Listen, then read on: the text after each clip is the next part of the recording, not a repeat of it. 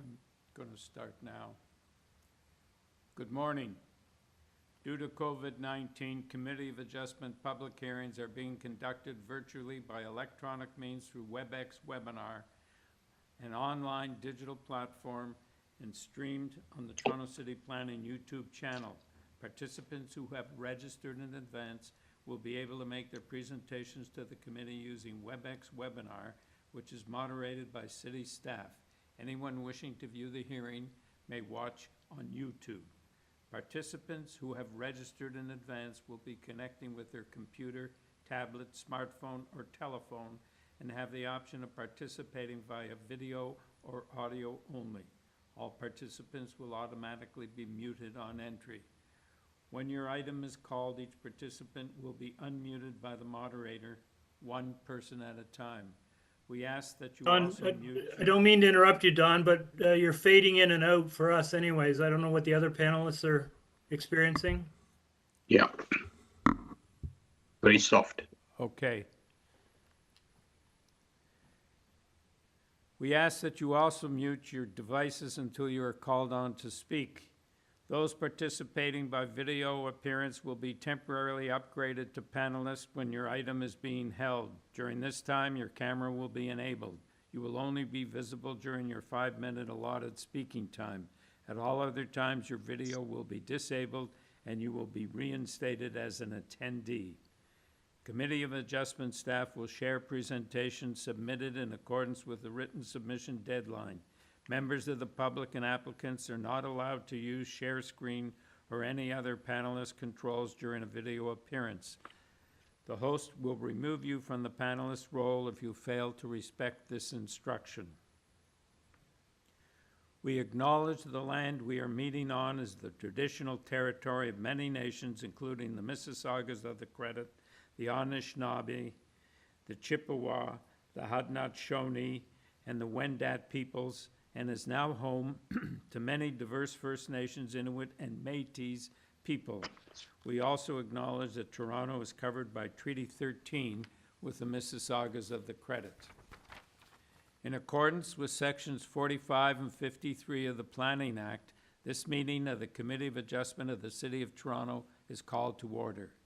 The Committee of Adjustment considers applications for variances from the provisions of the zoning that applies to property, permission to extend or alter lawful non-conforming uses, and consent to sever property to create new lots. Receiving a copy of the decision of the committee. Anyone in attendance today who wishes to receive a copy of the decision of the committee on an application must submit a written request for a decision by email. Please ensure that you include your name, address, and email address because the committee and the Toronto Local Appeal Body will be sending notifications and appeal updates by email. If you do not agree with the decision of the committee, you may be able to appeal the decision to the Toronto Local Appeal Body or, in some limited circumstances, to the Ontario Land Tribunal. However, the provincial government recently amended the Planning Act and generally removed rights of third parties to appeal Committee of Adjustment decisions. As of November 28, 2022, only the applicant, the Minister of Municipal Affairs and Housing, specified persons and public bodies, as those terms are defined in the Planning Act, are permitted to appeal decisions of the committee. Appeal instructions are set out at the bottom of the decision of the committee. The hearing procedure. I will call each item in the order listed on the agenda. Making your submissions. Where an application is uncontested, the agent or applicant may proceed with their presentation if desired. When the committee does not require a presentation, applicants are to advise the chair should they wish to speak to the committee. The committee may ask questions and or take the matter into committee for a decision. Each speaker, including the applicant agent, will be given a maximum of 5 minutes to address the committee. I will comment when you are reaching the 5 minutes. When addressing the committee, please clearly state your name and address. Please remember to confine your remarks to the matters outlined in the application. The applicant or agent will proceed first and will make a presentation to the committee on the application. Please note that the committee may not entertain revisions to proposals at the hearing today. The committee may decide to defer the application if substantially revised to ensure the revised application is accurate and that all those entitled to notice of the application are informed of the changes. Then, individuals, either in support or opposed to the application, will be invited to speak. Committee members may ask questions of each speaker after they have finished their presentation. When all speakers are finished, the applicant agent has an opportunity to rebut only those issues that were raised by the speakers. This will mark the end of the discussion. The application will then be taken into committee for a decision. Before hearing the first item, we have a motion for confirmation of the minutes of the last meeting. Good morning, Mr. Chair and panel members. Those are the minutes of February the 8th, 2023. So here, do we have a motion? Okay, Nimrod, you second the motion? Yes. All right, all in favor? Minutes are confirmed. Are there any declarations of interest of panel or staff members for the morning time slot? No. Okay. Madam Deputy Secretary Treasurer, are there any requests for a deferral? Through you, Mr. Chair, yes, there are two for this morning. Item number 168 Caroline Avenue and item number 1854 Babby Point Road. And through you, Mr. Chair, item number 11, 75 SORAUREN Avenue. They are requesting to withdraw their application. Okay, thank you. All right, let us now proceed to number 168 Caroline Avenue. The purpose of this application to alter the existing two-story semi-detached dwelling by constructing a three-story side addition, a two-story rear addition, a complete third-story addition with a rear balcony, a new front porch and walkway, a new rear deck and stairs, and a rear basement walkout. Also to construct a new one-story ancillary building, a detached garage in the rear yard abutting the laneway. With this application, we have material submitted by the applicant. We have reports from Community Planning and Conservation Authority, and we have correspondence in opposition from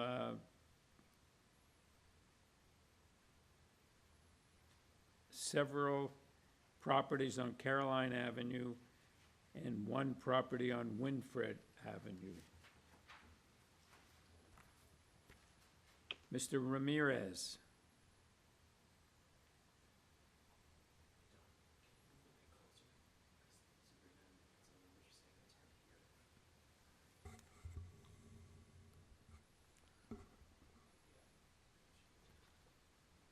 Mr. Ramirez? Good morning. Good morning. Can we have your name and address for the record, please? Yes, my name is John Ramirez. My address is 371 Strawberry Crescent, Waterloo, Ontario.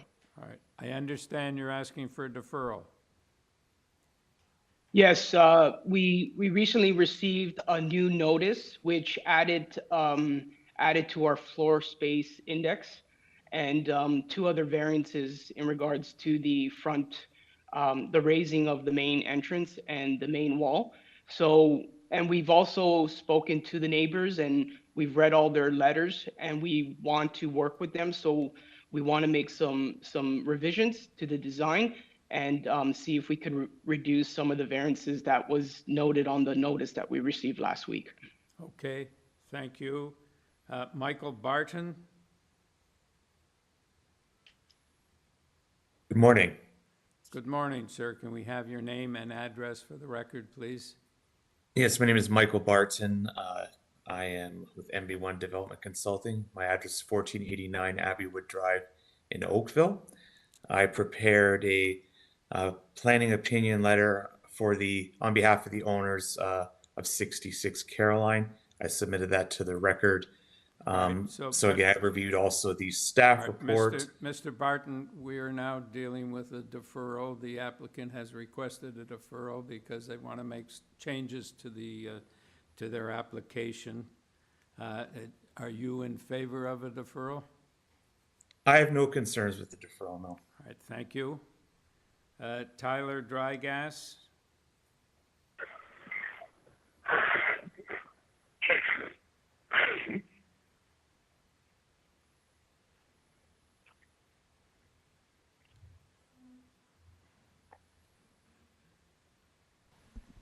Mr. Dragas, can you hear us?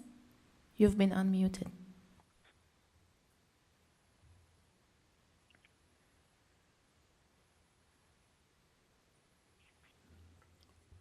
Mr. Dragas?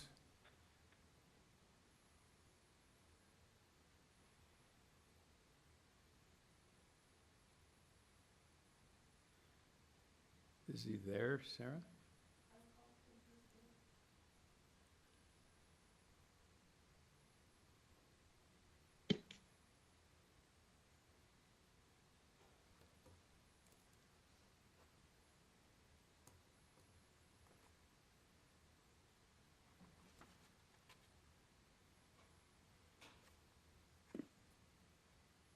Okay, so, pardon? Yeah, please.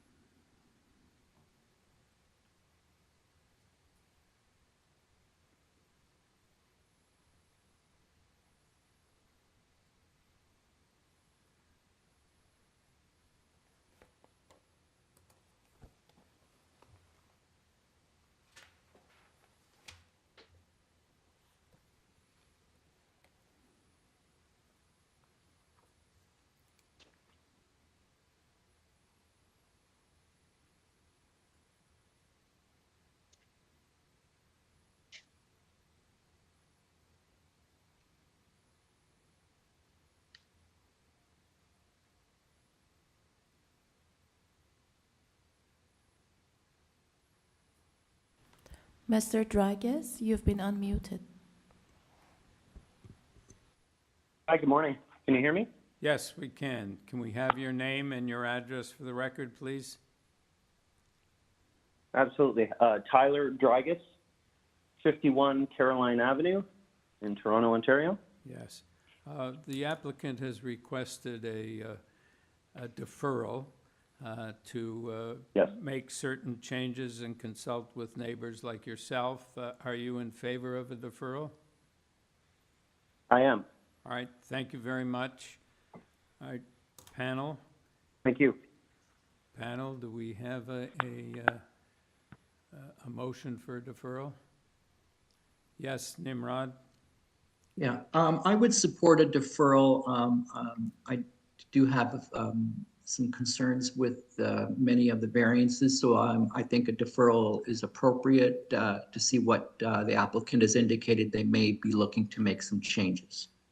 Okay, a seconder, Zahir, all in favor? You have your deferral, thank you, sir. Item number 2, 31 Armadale Avenue. Purpose of this application to alter the existing one-story detached dwelling by constructing a complete second-story addition. With this application, we have materials submitted by the applicant, a report from Urban Forestry, and support from 5 properties on Armadale Avenue. Lila Yavari.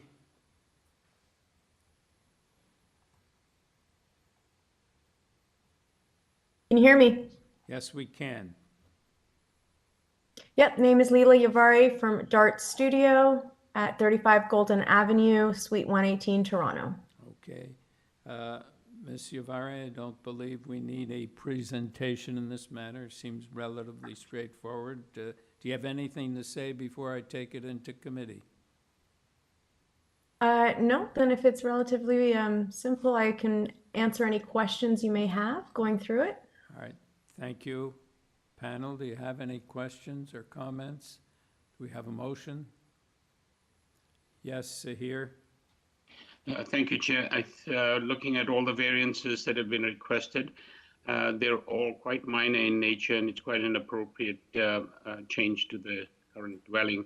So I don't see any issues. There are no concerns. I don't believe there are any conditions other than forestry number 2, I believe. Other than that, I don't think there's an issue. However, there was a forestry condition that said that I think recommended a deferral. I don't know if the I don't have a note of any forestry conditions. Maybe I'm wrong. Does anybody didn't else see it have either. a forestry condition? no, and I might be mistaken. I think it's, the next one is forestry condition 2. It's the next one. Okay, I apologize. So as I said, I don't think there are any conditions other than I believe there's a forestry condition. Forestry 2, I believe.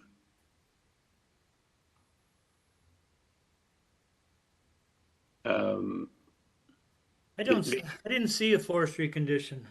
No. It's a forestry staff report, and at the bottom of that, they don't actually indicate if there's any particular one, but it is listed there. I'm not sure what that means. Through you, Mr. Chair, I can confirm that there are no conditions for No forestry. conditions. All right, thank you. Thank you. In that case, Mr. Chair, I'd like to move motion to approve. With no conditions. Larry, No conditions. You second that, Larry? Yes, yes, sir. All in favor? You have your approval. Thank you, sir. Thank you, ma'am. Pardon me. Item number 3, 42 Galley Avenue. Purpose of this application is to construct a new one-story ancillary building, a detached garage in the rear yard abutting the laneway. With this application, we have material submitted by the applicant and a report from Urban Forestry. Simon West. Good morning, members of the board. My name is Simon West. I'm here. Yes, I don't believe, sir, we need to hear a presentation from you. Do you have anything you want to say before we go into committee? There's only one small issue, and that's a letter from Urban Forestry regarding submission for potential injury to a tree, a private tree in the rear yard of the house, which of course will be taken care of. Okay, thank you. Panel, any questions, comments? Do we have a motion? Yes, Nimrod. Yeah, I think that the variances are minor in nature, and I would move approval of the application subject to urban forestry condition number 2. Thank you. As I hear you second that motion. Yes, All I in do. favor? Have your approval. Thank you.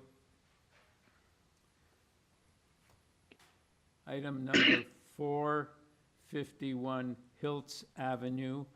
The purpose of this application is to alter the existing 2-story semi-detached dwelling by enclosing a portion of the front porch to accommodate a foyer and to construct new front porch stairs. With this application, we have material submitted by the applicant. Nicholas Deli Benedetti.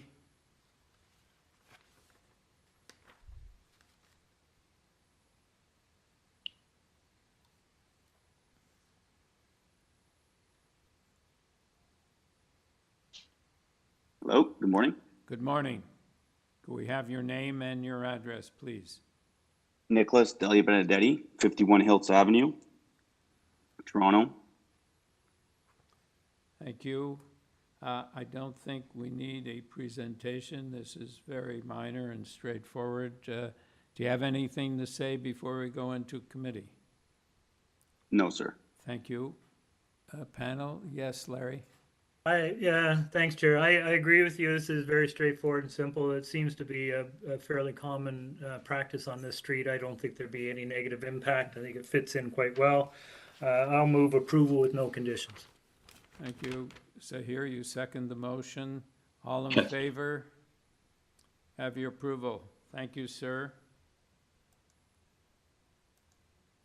Number 5, 7 to 9 Bryce Avenue. The purpose of this application to construct a new 3-story detached dwelling with an integral garage, front and rear covered porches, a rear 3rd-story balcony, and an in-ground swimming pool. With this application, we have materials submitted by the applicant. We have correspondence from Transportation and a report from Urban Forestry, 3 form letters in support, and correspondence in concern or interest from 27 Oriole Gardens. Peggy Chu.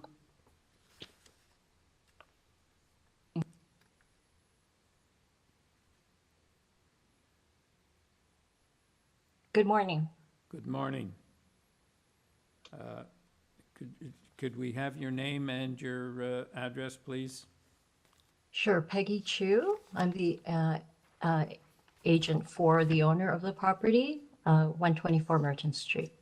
Okay. So just hold on 1 minute. Sarah, are these other people going to be on video?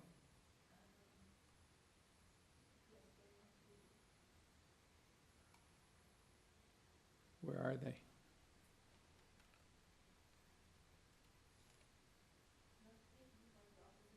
Pardon? Yeah, okay, so they only come on when they speak? Okay, right, thank you. Ms. Chu, would you please go ahead with your presentation? There's some opposition. Sure. Thank you, Chairman. We did submit one more letter yesterday. We only received it from the neighbor at 5 Bryce Avenue on Friday because of Family Day. We submitted it yesterday. So 5 Bryce Avenue also submitted a letter of non-objection for the application. Okay. You have anything else you want to say? We had submitted a cover letter in support of the application to explain why some of the variances, at least the magnitude of them, are a bit technical in nature. The first one is one that I did want to elaborate on. I believe our diagrams try to also explain why we have a main wall height variance.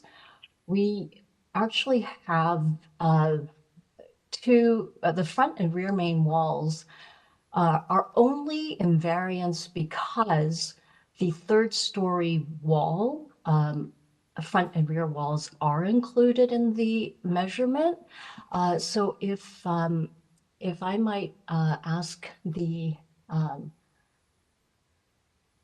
P of A person on the in control of the cover letter, if we could turn to page 6. There's a diagram of the north elevation. That's it. So essentially, the way the bylaw currently measures main wall height in the R zone, and I want to point out it's only like it applies to the R zone, but it wouldn't apply to the RD zone, is that the main wall height has to take into account all of the front and rear main walls. And in fact, it doesn't take into account that our front and rear main walls on the 3rd story are actually stepped considerably back from the wall where the actual front and rear yard setbacks are measured to.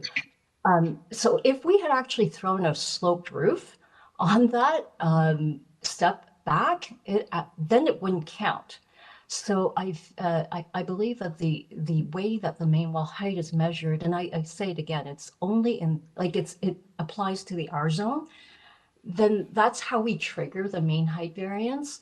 In the bylaw actually has been amended for the RD zone. And if we had stepped like in this sort of step back scenario, we actually would not trigger a main wall height. Therefore, I just wanted to highlight that that is how this particular variance was incurred. And as I said, it does become very technical in the way main wall height measurement is stipulated in the R zone. I think the remainder of the variances are pretty straightforward. In the length, I also highlighted in my cover letter that length was measured to the rear one-story covered porch only because it was excavated as a walkout for the basement to use as a cabana. If we did not have the excavated portion under the porch, it actually would not count in the length of the dwelling. So we've actually designed the home to pretty much line up front and rear walls with the existing dwelling. So we really do believe that that has relatively minor impact, especially because it is a covered porch. It is not an indoor space, and it is only one story. And I'm happy to answer any questions. All right, panel, any questions? Larry? Yeah, I noticed that your drawings, the floor plans, don't provide any information on the layout, which makes it kind of difficult for us to understand the nature of the development. But on the third story, you have a balcony which looks like it's enclosed or more or less enclosed. Is that correct? Only screened on the south side and open to the east side. It's in an alcove, and through you, Chair, I recognize and I know in a recent committee application, I was told the same thing. We do get a lot of requests from our clients to protect their privacy, and so we have just had to sort of screened their interior floor layouts just for that reason. Nothing, no other reason. I'll come back to that in a minute. So the open side is the side. If you can pull, guys, can you pull up the third floor plan on the plans?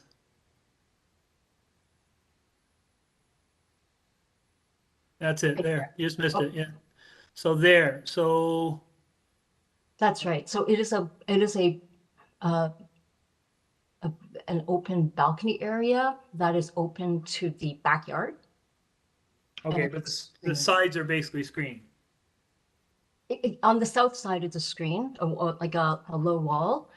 So on the east side, it's guardrail height or a guard height. So one of the reasons we prefer to have floor plans, for example, is we don't know if that floor is a master bedroom or that's a family room, which gives us an indication of the type of use that balcony would have, and as a result, the impact on the neighbor. So is that floor a bedroom or a family room?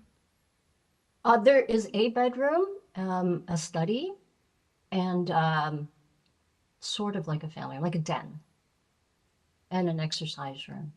Okay. Again, it's just helpful to the committee members to know what those floor plans look like. I completely appreciate that. Any further questions? Okay. Peter Kong.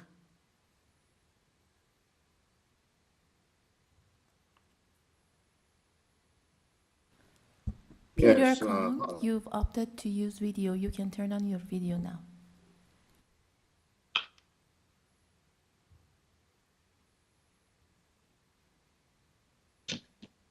Good morning, all the panel members and the committee members. Thanks for having me. I am on 31 Oriole Garden, which is at the north of the application property. my main concern So, is, sir, just for the Yeah. record, your name is Peter Kong? yes, Right, thank you. Go ahead. and my main concern is the main wall height variance might be causing material impact on the sun exposure to our backyard.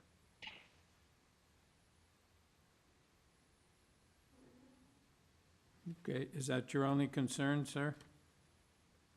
Yes, for my property, that is the only concern.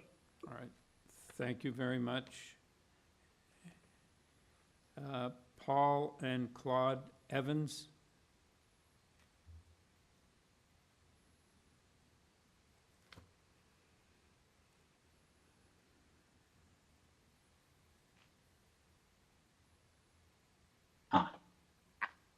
Yes, I couldn't do it myself. Now I am to. So.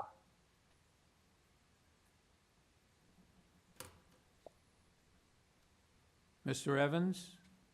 Yes, now, Yeah, you can hear. Okay. we're getting an echo. Yeah, like I just give you that. We can't understand what you're saying.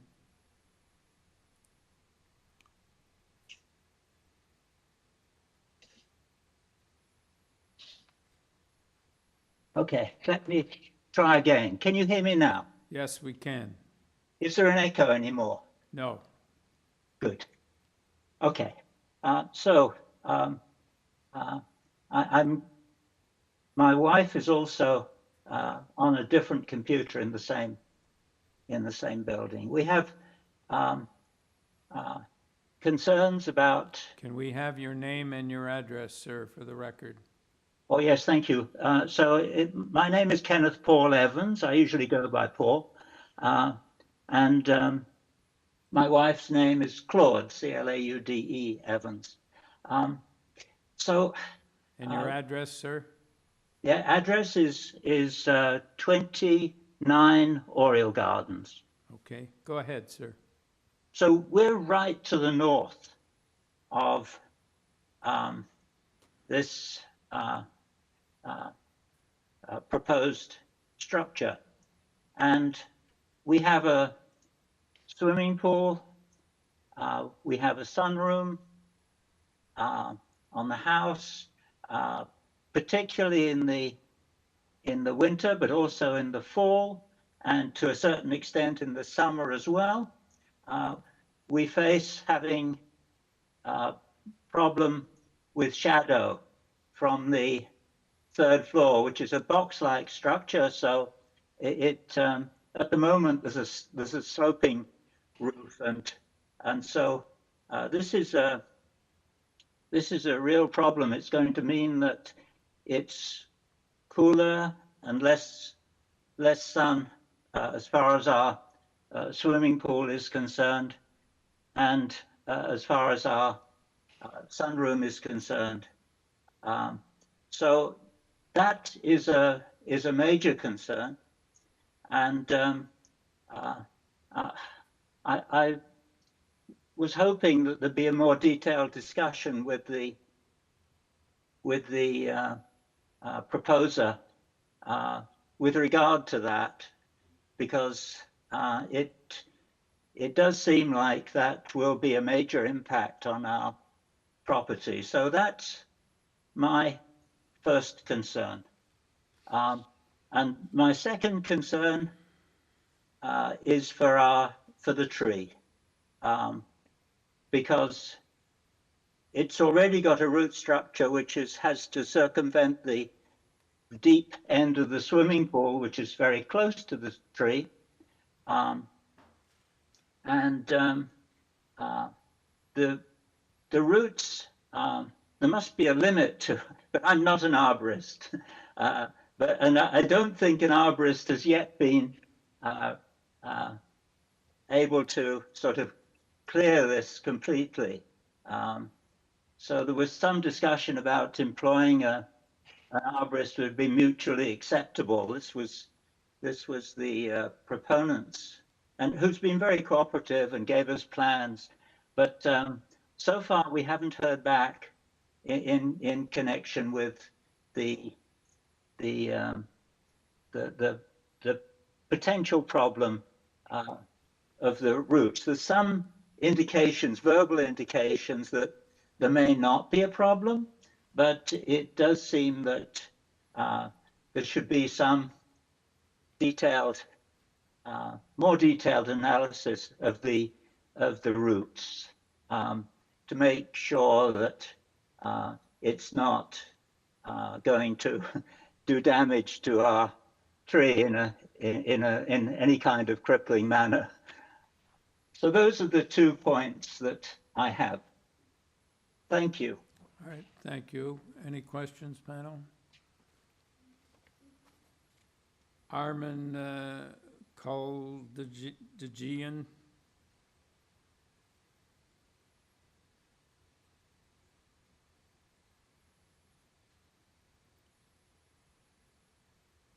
Hi, good morning. Good morning. Can you hear me? Yes. Great. I had made a submission into the... All right, can we have your name and your address, please?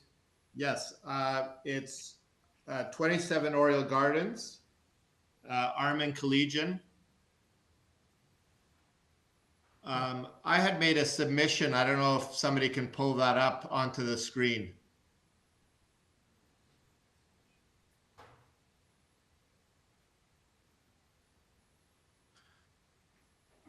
Great, thank you. So, I'm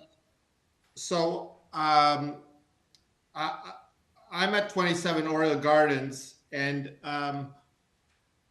as you can see in that diagram, 31 Oriole Gardens, 29 Oriole Gardens, and 27 Oriole Gardens run perpendicular to 7 BRYCE. 7 BRYCE runs along the rear of that property. So the variances that are being requested, have a major impact on these 3 properties because, they're asking for depth, they're asking for height variances, and I'm quite concerned about those variances. If you go a little bit down on the document to the next diagram, up please a little bit. Yeah, so we're okay with 4 out of the 6 variances. The height of side exterior main walls facing a side lot line.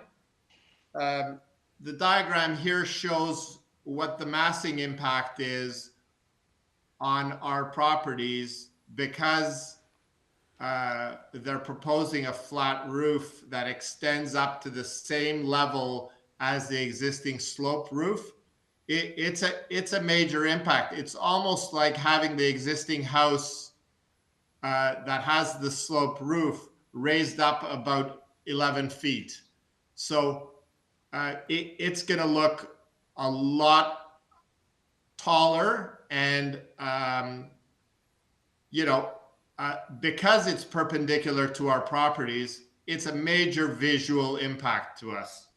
The variance that's being requested isn't a minor one. It's 4 feet of height, and that's not a minor variance.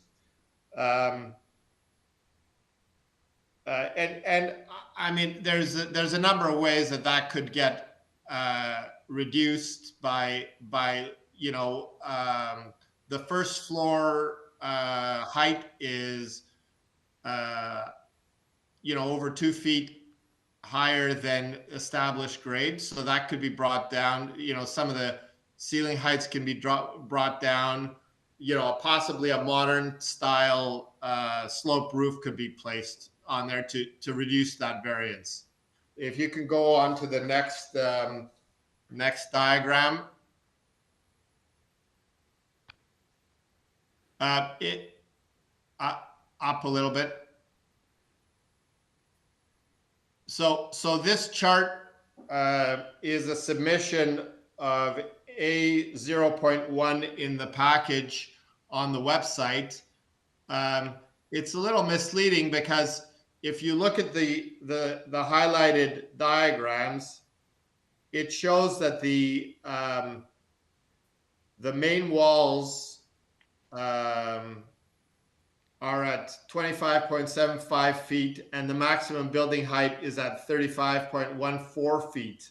Well, if you have a flat roof building, then the exterior wall heights and the maximum height would be equal. So there's some issue with the numbers there. I just wanted to point that out. If you go down to the next diagram, please. So this diagram shows where the existing house is relative to the proposed structure. So the drawn diagram is shows where the current structure is. Now, it's already, first of all, the requested variance is massive. It's a variance of roughly, half the depth of most of the homes that are reconstructed in the city right now. It's 24 feet. There's nothing minor about that variance. And what is being added on to the existing home right now is this. Sir, your time is up. Perhaps you could wrap up. No problem. So the that last 13 feet that's a covered porch right now is gonna be right in front of our view in the back. It's 13 feet and it will extend 10 feet above our fence line. So that's a serious visual impact to my property. And so I will, hopefully you will take those comments into consideration when you make your decision. Thank you. Thank you. Ms. Chu?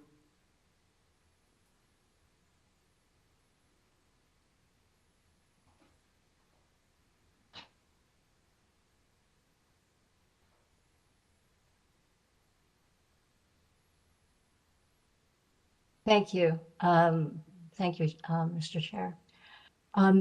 We did prepare sun shadow diagrams that were provided to these neighbors to show them essentially the difference between what is existing and what is proposed. We did want to point out to the neighbors as well as to the committee that we are not applying for a building height variance. In the diagram that I had previously referred to in our cover letter, we showed what the permitted building height is under the current updated bylaw. It is 12 meters. So we are actually not applying for a height variance. We can actually build up to 12 meters along that side as outlined in that in red on that diagram or elevation analysis. So our third part of the reason we have looked for additional height or space rather is because we have an indoor garage now on the ground floor. We have eliminated the front yard parking, front yard pad parking for 2 spaces. So part of just what we wanted to we needed to accommodate was just more of that that room or that amenity space. So it does push the length further back. But as I mentioned before, it is actually in line with the existing home, with the exception of the porch. And like I said, had it not been excavated, it wouldn't even factor into a length variance. We understand there is a change in terms of what the built form will be compared to the existing, but we are certainly not trying to maximize that. And I really do feel that if we, try to do something design-wise to kind of avoid variances, it doesn't really help anybody. If we put a sloped roof on this, it's not going to minimize shadow for the third story. And as you can see from this diagram, we try to keep that third story essentially within the permitted building envelope for that reason. So in fact, like we were trying to very much adhere to what the bylaw permits in those respects, and also what already exists on site. And we also did want to point out too that right from the get-go, when I met the clients, we actually submitted already a tree injury permit application to Urban Forestry, which was almost a year ago. It was March 2022. We have consulted with arborists. We have had actually excavation or exploratory excavation for the root system. And we actually have been working with Urban Forestry about how to implement this construction with as little damage or injury as possible. And I think that is a separate process that we've already begun with Urban Forestry. So, Ms. Chu, I don't see any shadow study in the papers that we have. Were they submitted to the committee? No, we did not. We actually just circulated it to through the client, the homeowner. They shared that with the neighbors to show them essentially what the differences are. So what are the differences? I have them up on my computer right now, but I think the biggest difference is in winter, as you know, when the sun is at the lowest. In the June and March, September timelines, the shadow is relatively, like in their backyards, there is a little longer shadow. What I really wanted to do was to actually, like, if we had the time, had my client wanted to also kind of invest in that as a kind of analysis to submit to the committee. We also wanted to submit one that actually show what the permitted building envelope would have yielded, right, in terms of shadow, because ultimately the difference between the existing and the proposed, right, is, that partial third story. We call these like 2.5-story homes with a partial third story. But like I said, the real difference is whether that third floor versus the permitted building envelope yields like a very different, sun shadow, impact. We did not have enough time to get to that point. Right, so my other question is, how high is the terrace roof compared to a fence between the properties? Sorry, the terrace roof? Yeah, at the back of the house. You have a covered deck?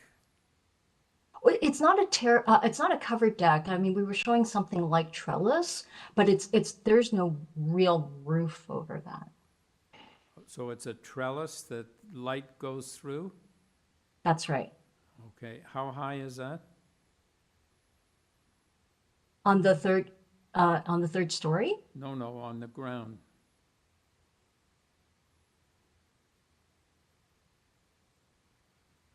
This deck at the back of the house that shows two arches. Oh, sorry, the rear porch. My apologies. That is, if we look at the rear elevation,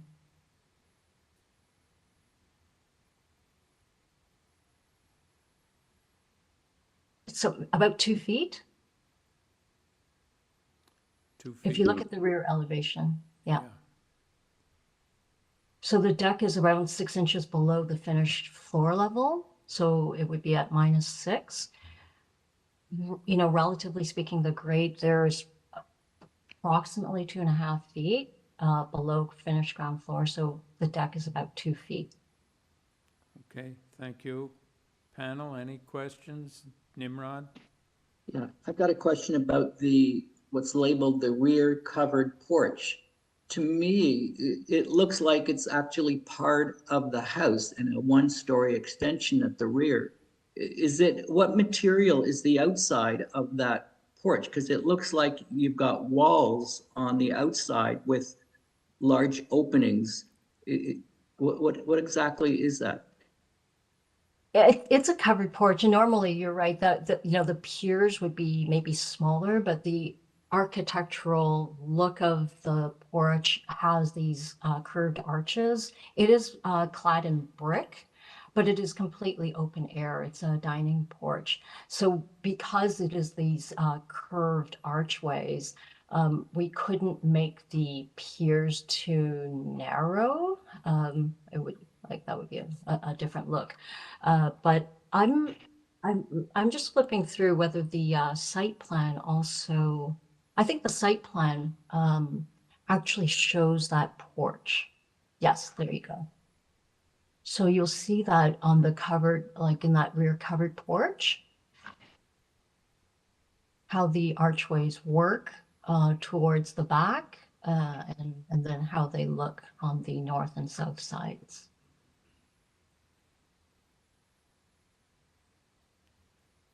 Any further?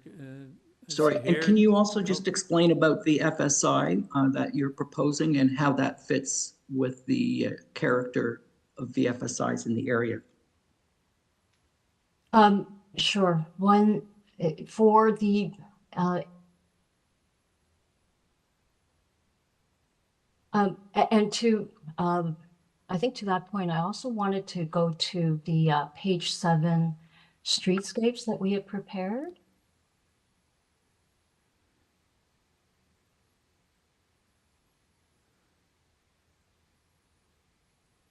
Sorry, in my cover letter. My apologies.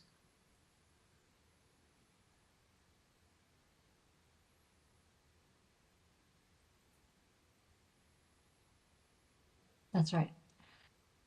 So what I mentioned was that in this neighborhood, we do have a lot of 2.5-story homes on lots of varying frontages and depths. Our particular lot is not as deep as, for example, our nearby neighbors on BRYCE, but the context is still similar in this built form of 2.5 stories. And you can also see in figure 3, just that view from Oriole Gardens at the intersection to BRYCE, just looking at the scale of the home, how it compares to even, for example, 31 Oriole Gardens.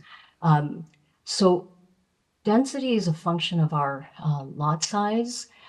As a home size, we are definitely not out of character for the neighborhood.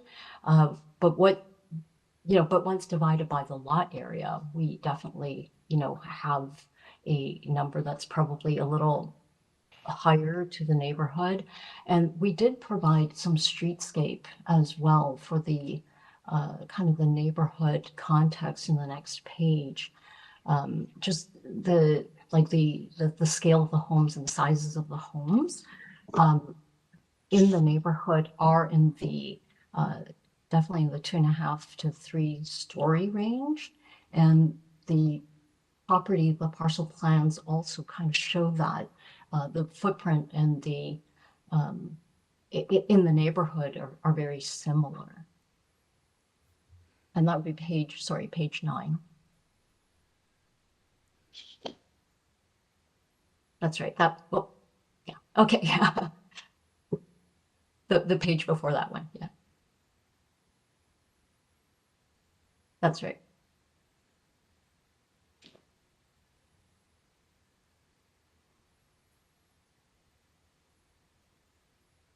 Okay, any further questions, panel? Sahir?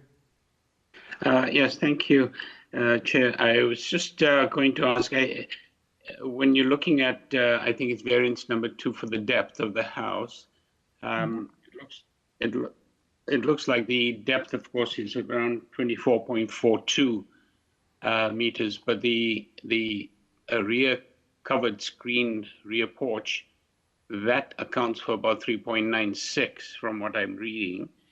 I suppose from the north side, it's a bit of an illusion in the sense that it suggests that the house is actually much longer, but 3.96 meters accounts for the open air porch. It's just got a rooftop covering, I take it. So that, I think that's part of what perhaps the neighbors on the north side are seeing, is that it looks like the house is actually quite a lot deeper than the actual living space is. I imagine that I may be correct. That what does concern me a little bit, the porches that you have, I think, on the 3rd floor at the rear. I'm not sure what the sidewall heights are for in terms of privacy for your neighbors on the north side in particular, and possibly for the south side as well. You also have windows, and there's a series of windows on the north side that overlook, I imagine, the garage that's on the north side, adjacent garage or garages, but I'm not sure. I don't know if any of the neighbors on the north side have commented on privacy in terms of window overlook. Can you speak to those? Sure. Even in the existing home, there are windows on that north side. And I think the drawing, if you can see, there's a faint outline. So the tree that the neighbor had referred to is actually in that side yard. And for, 3 seasons out of 4, it is a tree that screens a lot of view. It is a tree, and for that reason, it really is of mutual benefit to make sure that tree survives. So you will also see in that drawing that's currently up on the presentation, we can only have windows that are 4 feet away from the lot line. So the home actually does step back in that area where the windows are located. It's set further back actually from the lot line than the existing house, which is at the 3-foot side yard setback. And if you don't mind, could you speak to the height of the terrace, 3rd floor? I believe. No, sorry, second. I think. Oh, sorry, 3rd floor terraces at terrace at the rear. The height of the wall there, in terms of privacy for neighbors on the north side, does that comply with the 1.5 meter height? Okay, sure. If you look at the, we would have to flip to the south elevation drawing. Yeah, right there. So you'll see that there's an outline of a patio door. So that's actually behind the wall. And then there's a low, if we could zoom in, you'll see there's a lower portion. And then that's the end of the 3rd floor terrace. So is it set back? Well, the terrace is behind this wall. Okay. So privacy is not an issue, if I'm reading you correctly. Because it is screened, yes. Like there's a wall that provides really privacy for both my client and the neighbor. I believe on that side, my neighbor, the neighbor's walls have no windows at that side. It's their garage, which actually happens to be right at the lot line. But yes, that's where the wall, there is a wall here at the deck that provides privacy. That's why you can't see the patio door, and that's why it's shown in as an outline dotted. Thank you. So I think you said that there's a tree at the back of one of the properties. I believe it would be the Evans's tree, and it is between your client's property and the Evans property, or is on Evans property but blocks, I see where it is. So that would cause some shadow on Evans property? Yes, actually our sun shadow diagrams included both of these large trees. I believe we also submitted photos of these two very large trees. They really are very tall. They cast shadow, as I said, in the majority of 3 to 4 seasons. And, you know, we definitely want to maintain them because especially for the pool, it gives us some potential shade. And also there's just mutual privacy and benefit from these trees. Okay, thank you. Panel, any further questions? We go into committee. Just one more, if I may, Mr. Chair. The materials that you're using surrounding the swimming pool and that sort of space around it that looks like paved stone, paving of some kind, would that be porous materials by any chance? We would need to, and as I mentioned, because we have already engaged in discussions with urban forestry and we have arborist input, we have designed this all around the tree preservation. Yes, that's absolutely the case. So porous. Okay, thank you.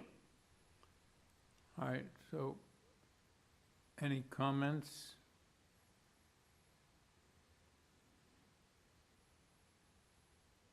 Yes, Nimrod.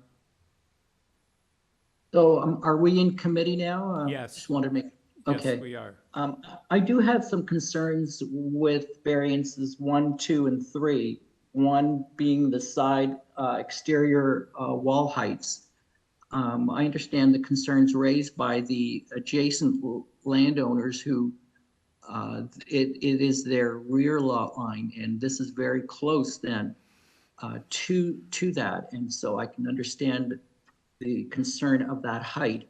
And also tied to that is the building depth. And so the building depth is extending quite far into the rear yard. And in addition, you've got that 1-story covered porch, which to me, with brick walls on the sides of it, it looks like a further extension of that house. And so I have concerns with that. And also with the overall FSI. If the lot is smaller than other lots in the area, the overall size, massing, and scale then results in a very high FSI, and as the applicant indicated, higher than what is in the surrounding areas. So those are my concerns. Larry?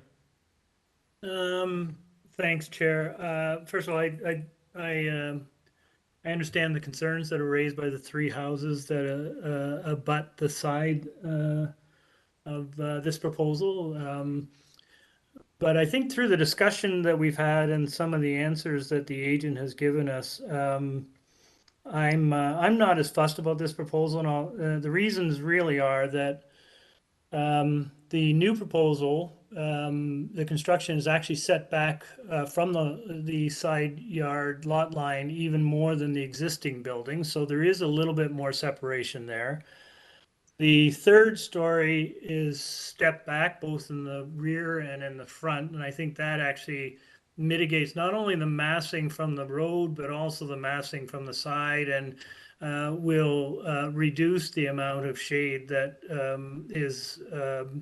affects some of those neighbors. And I do take the point that the overall height of the sidewalls is no higher than the peak of the existing roof. So I don't think that the additional shading is dramatic and will have that much of an impact on the neighbors, particularly as the agent pointed out, there are two really large trees there, which will also provide shading in those yards for likely 3 of the 4 seasons. I think those are all reasonable explanations. And in terms of context, this is an area, again, which is characterized by large homes on medium and large sized lot. I take that this is a smaller lot, but I don't think the home itself as proposed is out of character with neighboring homes and the homes in this neighborhood, and isn't as high there. It is characterized by mostly 2.5-story homes, some 3. So I don't think that the home as proposed is out of character or inconsistent with the built form for this neighborhood. So for all those reasons, I can support this application. I do think it's reasonable. All right, Zahir. Thank you, Chair. And I tend to agree with Mr. Clay on this one. I think my concerns have been allayed by the responses that the agent has provided. I do feel that this is, as Larry's pointed out quite correctly, it's an area of change again. Pardon me. So I think I'd be able to support this application. All right, do we have a motion? Larry? Sure, Chair. I'm happy to move a motion to approve this application subject to forestry condition number 2. I'm satisfied that the 3rd floor terrace is sufficiently screened as proposed. So just forestry condition number 2. All right, seconders, Zahir. All in favor of the motion? All opposed to the motion? Nimrod is opposed. You have your approval, Ms. Chu. Thank you. Thank you. Number 6, 18 Wilberton Road. And the purpose of this application is to construct an in-ground swimming pool and spa with a pool fence enclosure in the rear yard. And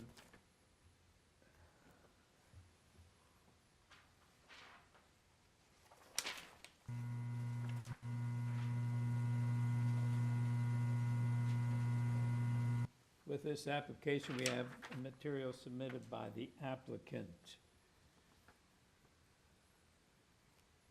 Olusola Igunjobi.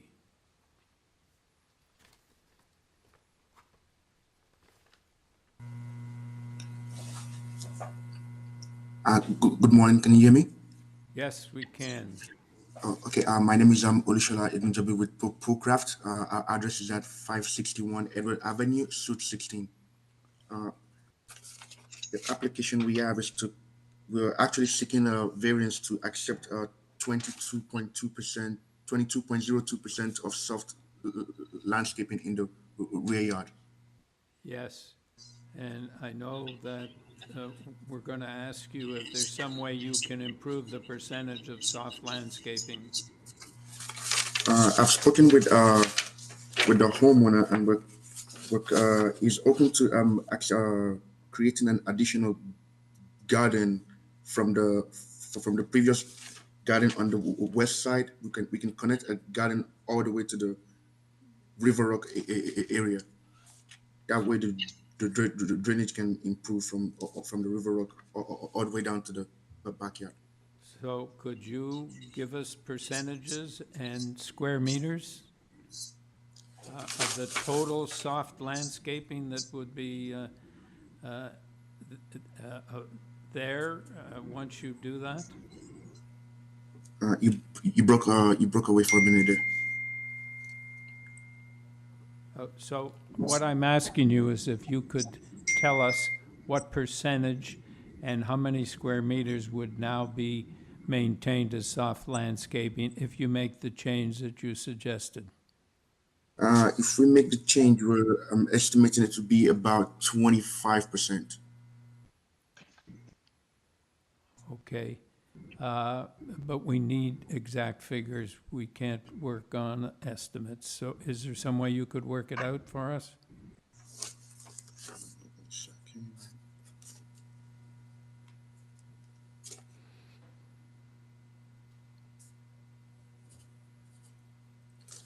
Actually, it would be about it's about 23.5% addition. That's about 22.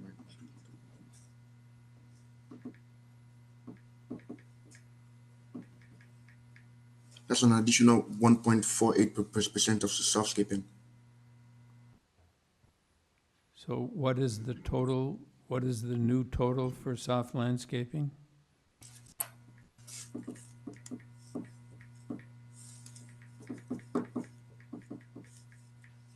(23.5%). And how many square meters?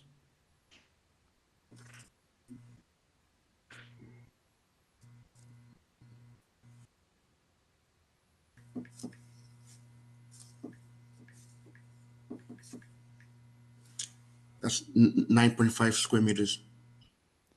Added to the 45.79 square meters? Yes. So give us the total.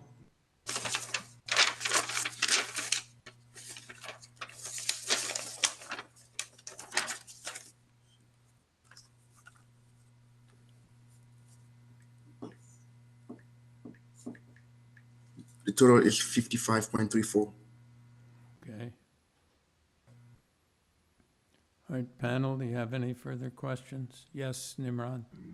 Yep, can we pull out the site plan? I'd like to understand what is the materials in the rear yard. There's a very large patio area, and I'm trying to understand what exactly is that and what material is that? The patio will be made of stone, the typical Permacon stone patio. Melville slab, 60 mm. Okay, and is there a reason that you can't reduce the size of that patio to increase the amount of soft landscaping? Because we already have gardens around the pool area itself and the back, so to the visual experience the homeowners wanted would because there's a walkout from the basement also leading to the patio area, so they wanted a stone patio from that walkout as well. That's why the sides from the river rock we're open to adding some extra garden space there. Yes, Larry? Yes. Chair. Chair? Yes. Oh, so I thought I heard the applicant say he's going to put Permacon pavers down there. I think to Nimrod's point, you know, if it's going to be pavers, we could probably make those permeable. That might actually help allow for rainwater percolation.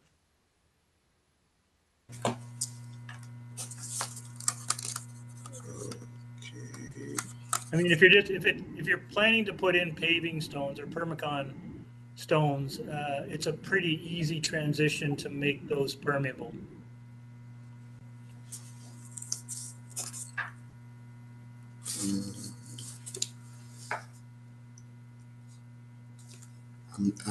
Okay, I'm not quite sure what the homeowner would, because permeable stones would facilitate plant grass growing from the stones. So No, actually, it won't. The prevailing construction technique for permeable pavers puts 1/4 inch gravel in between the stones, which allows for water to percolate, and it prohibits grass and weeds from growing through. So I think you'll be fine. Okay. Sahir, did you have a question? Go ahead. Me, Chair. Yes, go ahead, Sahir. As much as the client may be willing to put down some form of permeable material. I just find we've only got one variance, but the variance is so drastic in terms of reduction of soft landscaping. It's definitely not something I can support. So this is one that I definitely won't be supporting. Okay, any further questions, panel? Chair, can someone just, everyone's kind of fading in and out on this call. Can someone just confirm what the final total for soft landscaping as revised is? Through you, Mr. Chair, I can confirm that it's 23.5%, and that's 55.34 square meters. Okay, thank you, Sabrina. So can we see the plan showing the area in the backyard so we can have a little better idea? And Chair, could the applicant give us a rough estimate of the square meters of the area he's planning to put now permeable pavers on? 1 second. If you could just give us a rough idea of what you were planning to put down for a patio, what the square meters of that would be now that you're making that out of permeable pavers. Let me bring up the landscape plan real quick.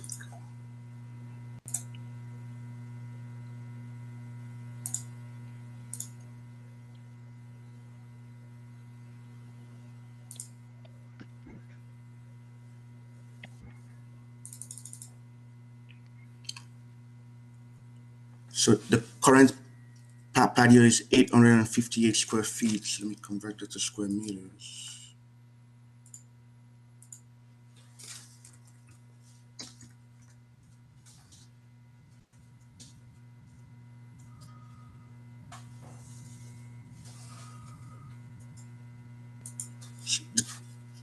Total per patio will be an estimate of 79 square feet.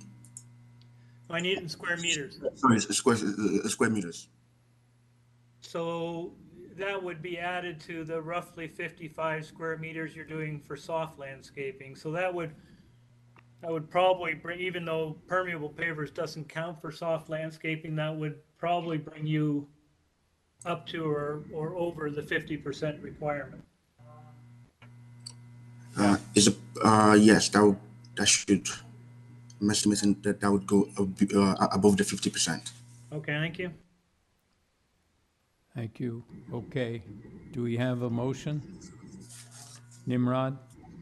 Yeah, so I still have concerns with what's being proposed. When I look at the site plan, all I see in the rear yard is hardscape with a garage, a swimming pool, and patio, and I see very little,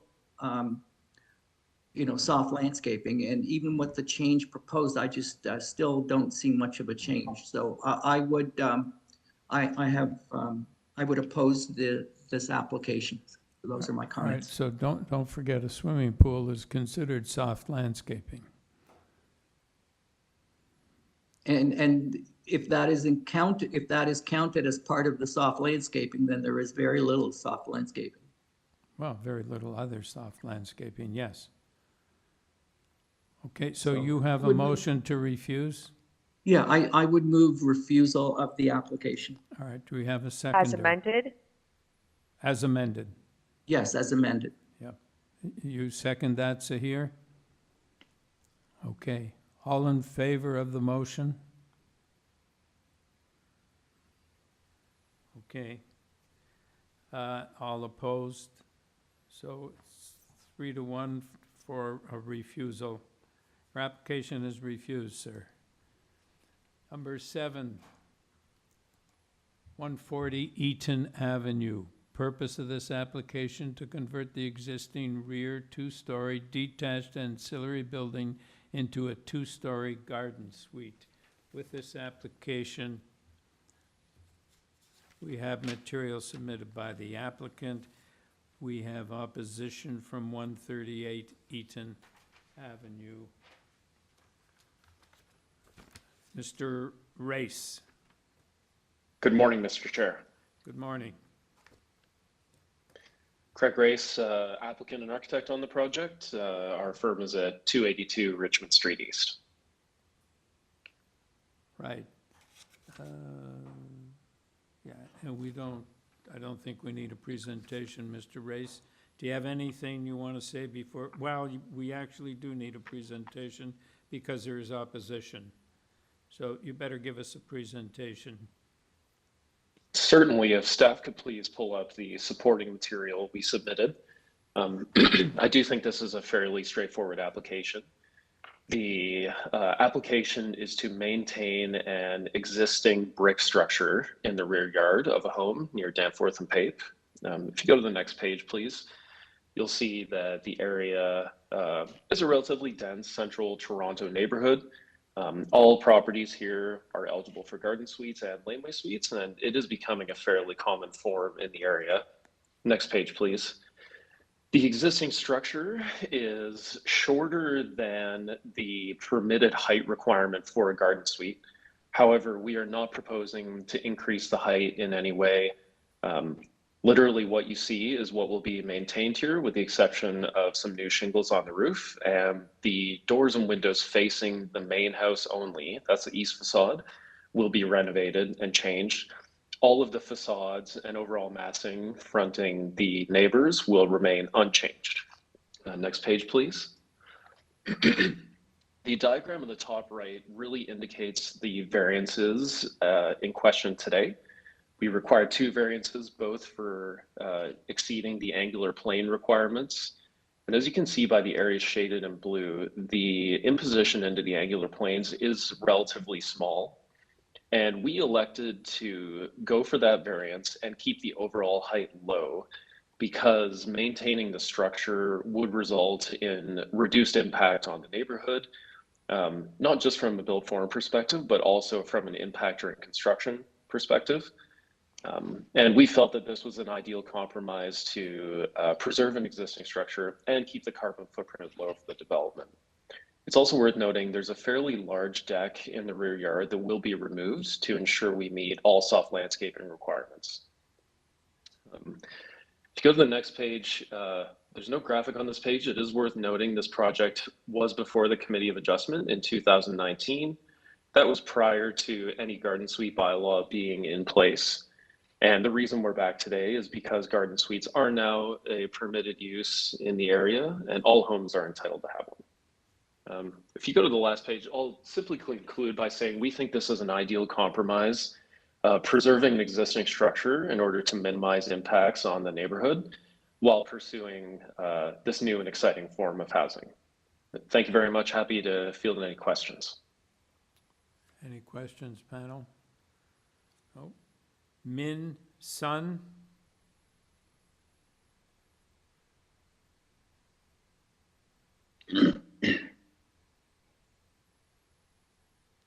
Hello?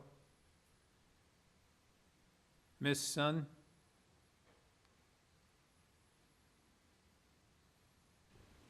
Min Sun, you've been unmuted.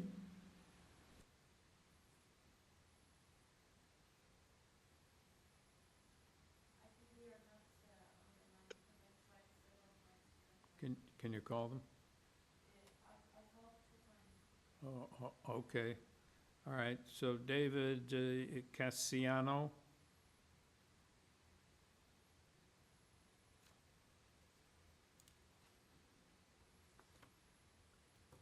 '91 Muriel Avenue.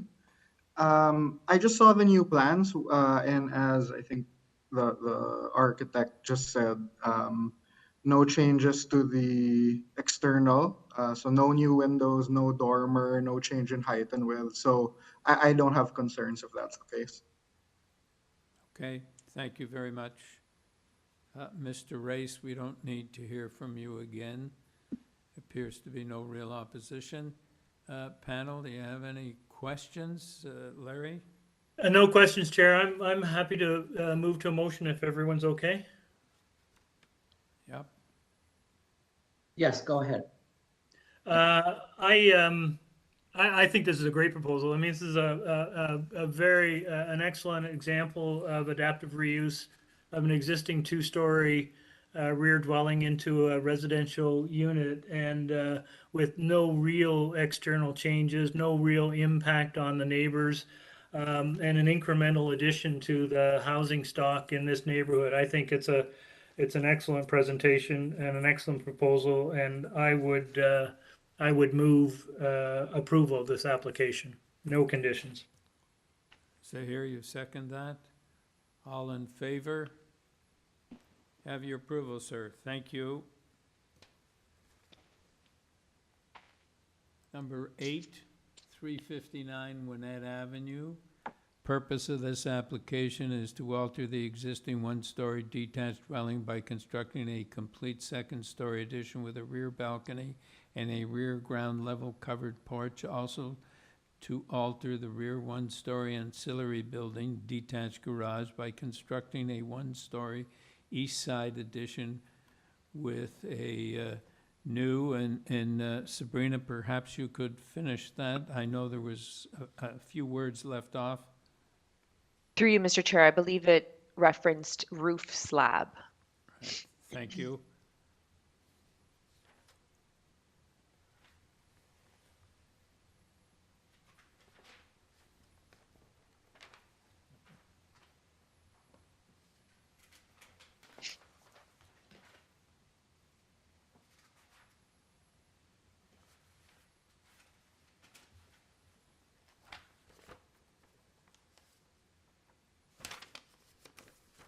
Make the material things double-sided, I often throw them away. So before I use them, so we have material submitted by the applicant, and we have a report from Urban Forestry. Marco Vieira.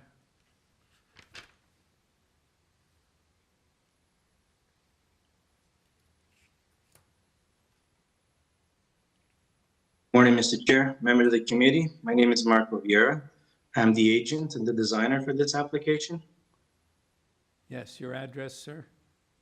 My address is 257 Dunraven Drive. Okay. So I'm going to take it into committee. Do you have anything you want to say to the panel before we go into committee? To you, Mr. Chair. No, I think the application is just pretty straightforward. We believe it is minor. It's taken existing one-story detached dwelling, and we're adding a second story and maintaining existing setbacks to the main structure. And the proposal with the garage is basically just to unify the garage and the existing shed. So it'll have one solid roof over both spaces. Thank you. Panel, any questions? Yeah, Yes, can Imran? the applicant just explain what's happening in the front yard and the reduction in front yard landscaping and the addition at the front? So with respects to the front yard, we're proposing a one-story just extension over the existing concrete porch that is there. That is only for the one story to facilitate the entrance into the first floor. The second floor has remained in line with the existing one-story portion of the dwelling. And that is why we have a variance on the length taken from the one-story portion of the porch that extends to the back of the second floor. So the house isn't being moved forward towards the street line. It's just that the portion of the porch is being used in the living space. So is there any reduction in the there's a front small yard reduction where the Pardon? wood retaining wall is, but we do have an existing city tree that we are working with an arborist. If there's going to be any injury, if there isn't, the proposal would remain. If there is, then the existing retaining walls along the sidewalk and along the existing driveway will need to remain as. So what I wanted to know is there any change in the soft landscaping as a result of any of the renovations you're doing?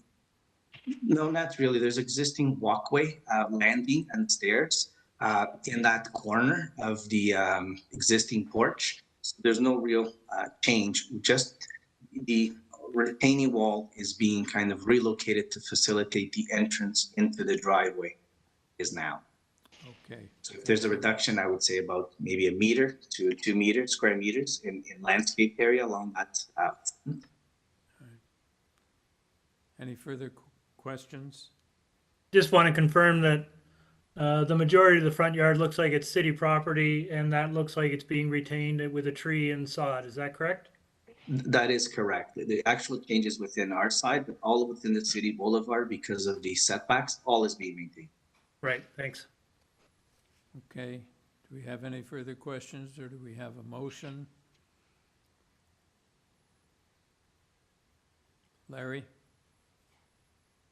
Thanks, Chair. I think this is a reasonable proposal. This is an area characterized by bungalows, many of which have over time seen second-story additions. This looks like it's a very similar application to what's gone on in the neighborhood. I don't think there's no impact on adjacent neighbors. I think the variances before us are relatively minor. The fact that the front yard landscaping is deficient is more a function of where the property line actually rests rather than the treatment of the front yard. I think it's supportable. I'd move approval of this application, but I would like to tie it to plans, and the reason is that the plans show the rear balcony being screened, so I'd like to keep that in place. So, and forestry condition number 1. So there was another letter from forestry. Is that a condition? Was there an advisory memo? Yes.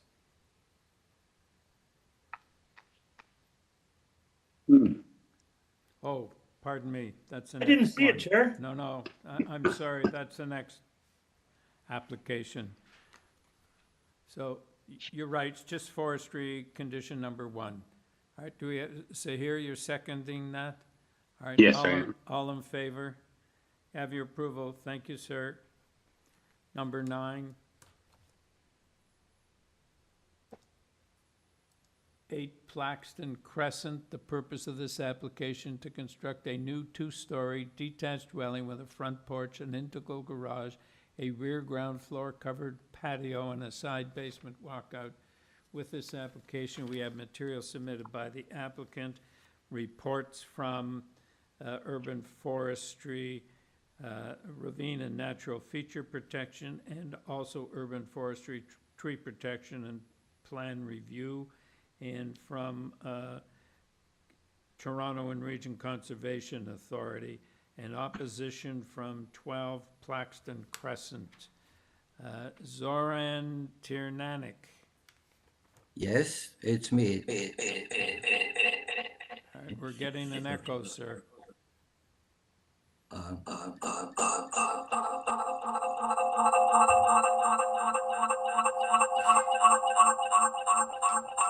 don't know what it is.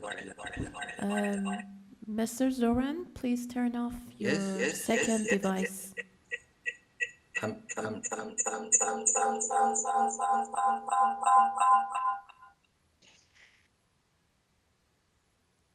not sure what's happening. Please turn off your second device. I see you have connected with 2 devices.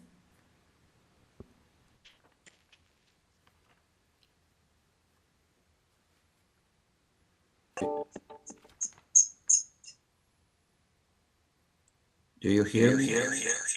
No, we're still getting an echo, sir.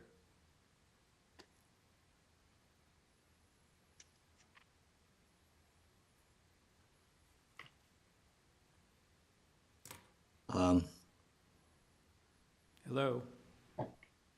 Hello? Yeah, can you speak now? I don't hear an echo now. Okay.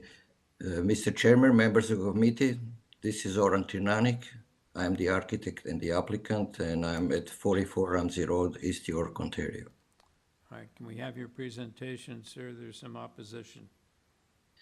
Yes, my presentation will be this.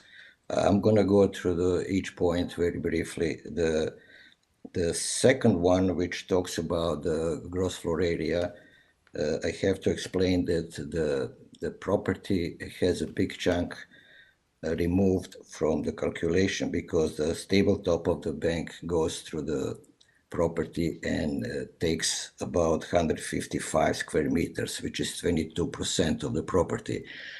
Based on this calculation, with the reduced area, we are only 0.64 and we are allowed to go 0.6, which is minor. And I want to mention that if I make calculation based on entire area, our gross floor area is only 0.47, which is not even 0.5. So I believe this is a minor and I'm asking for approval. The second one is the rear yard setback. Unfortunately, this lot has an odd shape and it's very narrow at the front and very wide at the back, which creates a requirement for the setback to be 25% of the lot depth, which is more than, sorry? No, we didn't, nobody said anything, sir. Okay, sorry. So the important thing to realize here is that it's happening only in the northwest corner of the building. As soon as you move 1 foot or 6 inches away, you will be meeting the setbacks. And when you go further down to the south, the setbacks becomes bigger and bigger and bigger. So we are talking just a single point of the building that violates the real setback. The number 4 is the similar thing. It's talking about eave projection being closer than required to the property line. It's a similar situation with the corner. It's just the one corner of the northeast, and the building is not parallel to the property line. So as soon as you move the west, after I think I calculated 1 foot away, you will be meeting this because we are violating only for 3.5 inches in the single corner. Everywhere else, we are meeting requirements. So we believe this is a minor. The number 5 regarding the driveway is that the driveway, we are allowed to have a driveway 3.2 meters. We are starting with 3 meters width at the property because the property is pretty narrow at the front. And then we are making driveway wider because we have to make the turn. The entrance is not perpendicular to the driveway. And the number that was mentioned in the zoning is 4.82, but that number is misleading because it's happening only on one single point. We believe this is minor, and if the city has a problem with this, we are willing to do entire driveway with a permeable interlocking paving. So this is number 5. Number 6. Sir, I think our numbers are different. That was number 4. You're now moving to number 5. Yeah, number 5 was the driveway. This is the, right. Just explain that this. Yeah, no, I understand that, but our numbers are different. Our number 4 is the driveway. I tell you why, because the number 1 in the zoning notice was applicable low notice, and it's talking about TRCA and RNFP. So my numbers are matching the zoning notice, and because you didn't have a number 1, everything is moved one number down. So okay, if this is number 4, I'm talking number 5 now, which is my 6 and your 5, which is 10 meters setback from the top of the bank. Is that correct? Yes. Okay. Now, this is already dealt with the both agency, the TRCA and RNFP.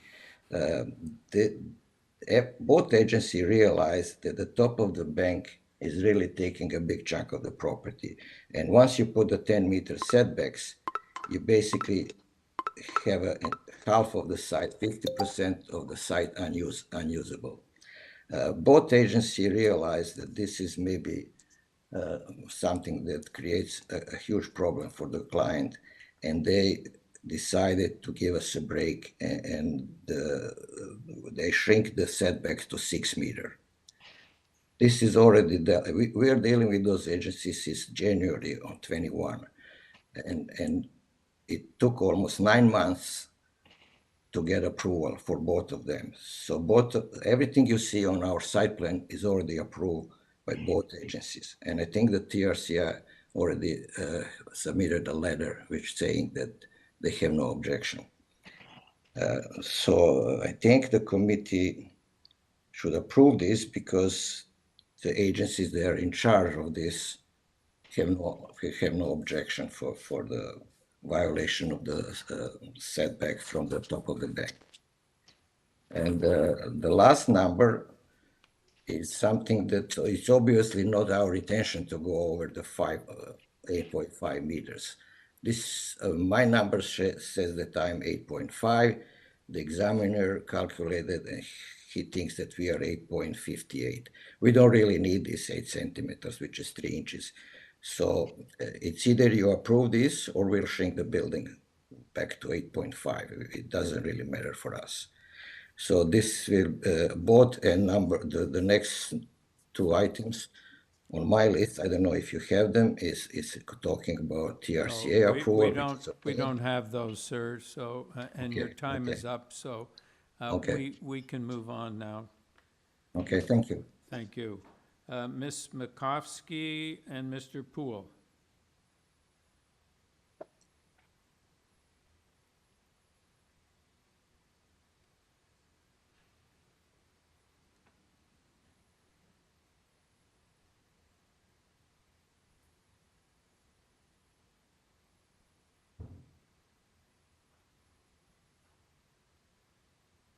Hello, can you hear me?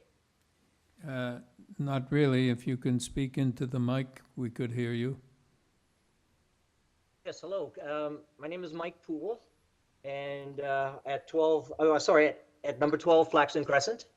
All right, go ahead, sir. Okay. We've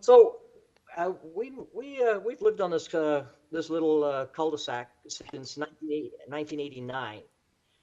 When looking for a property, we decided on this location based on the small size of the street and the homes being reasonably and appropriately sized for the pie-shaped lots. Ample space between the homes with enough privacy for each homeowner and an established tree canopy with ample sunlight and natural shade for each home.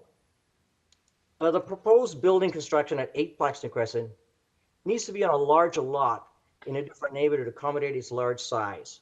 While each of the variances appear to be minor, the cumulative effect of all of them create a much bigger house out of character with the other homes on the cul-de-sac. While the floor area is only slightly bigger than what is allowed, the lot size being smaller in the front lends the house to be of much larger scale and overbearing than the rest of the homes on the street. What kind of view does this present to the other 5 homes when entering the street? And the proposed house negatively impacts the long-standing setting of the incredibly small street with appropriately sized homes.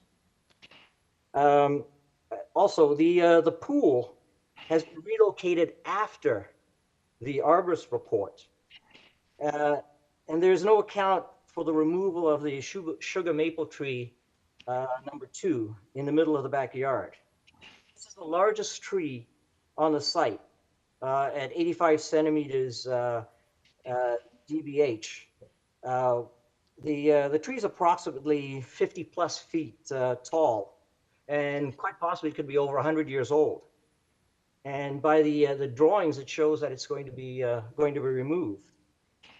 In the tree protection bylaw declaration, it states that there will be a tree removed, and it doesn't show anywhere that this has been. It doesn't show anywhere that this application has been made to the RNFP for its removal, as per the urban forestry memorandum that's dated February 13th in the file. So, if approval if approved, there's no guarantee that the owners will live in this home or simply sell it for profit, leaving us with this oversized, out of character home. A total of 4 bedrooms on the second floor and 1 bedroom in the basement are planned.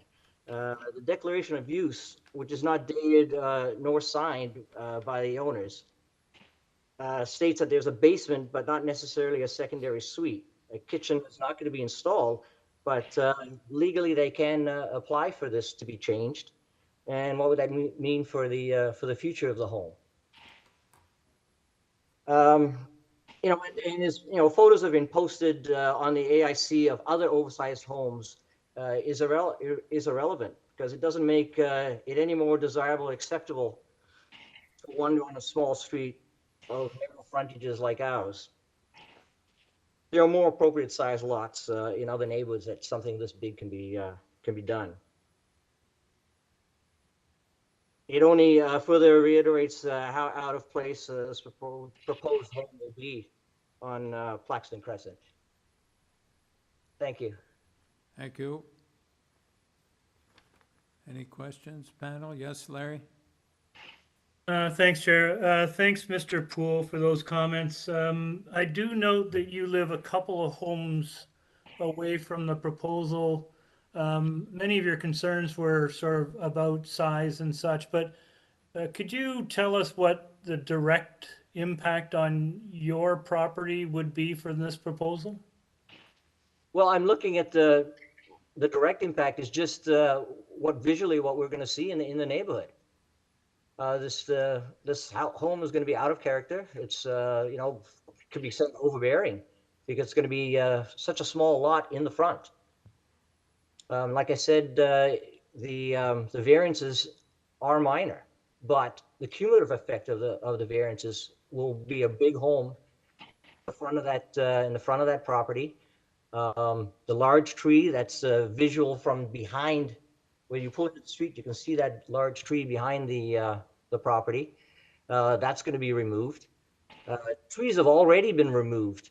You know, hedges and things along the sides that have created some disruption in the neighborhood. Okay, thank you. Thank you. Henry Guevara.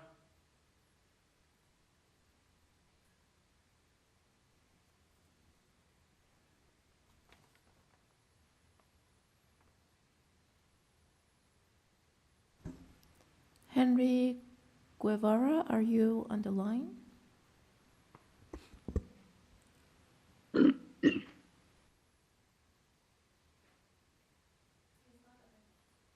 Not there. All right, Mr. Ternanek. I comment. Do you need my comment on the gentleman's? Well, I think his point was that the house is out of keeping with the character of the neighborhood, and that's a consideration we have to have. So if you have any comments, we would appreciate them. If you don't, then we will just... My comments are... Through you, Mr. Chair, sorry to interrupt. Can we try to get Harry on? Because he was the next registered speaker before we hear back from the agent. No, we tried. He's not there. Can we just try one more time, please? Oh, okay. Henry, you've been unmuted. Can you hear us?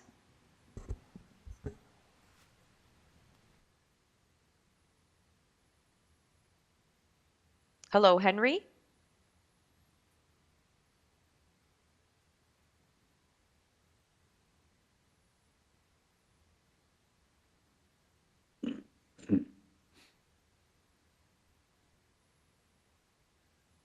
Okay, we can move forward, Mr. Chair. It seems like we can't get a hold of Henry. Yeah, thank you. Mr. Ternanek? Okay, this is Mr. Ternanek speaking again. My comment to the gentleman's comments are this. The gentleman lives on number 12, which is at the moment the biggest house in that cul-de-sac, and that doesn't bother him. and he's complained that the house is big.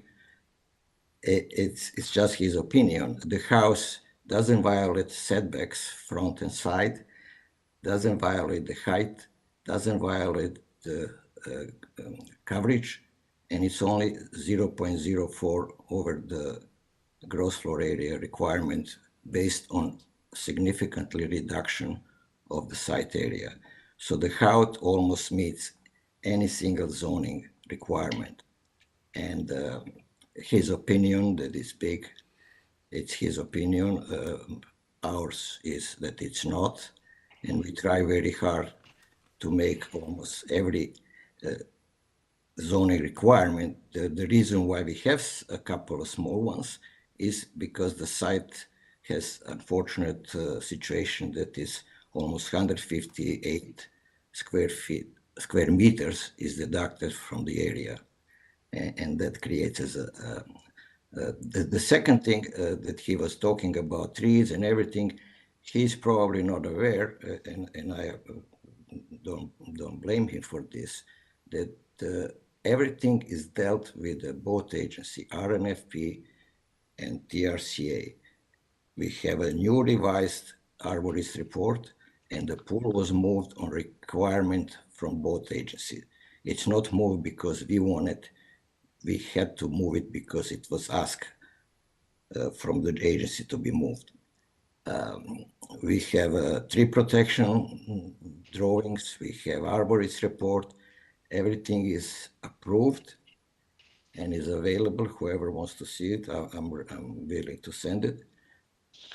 So I don't know what else to say.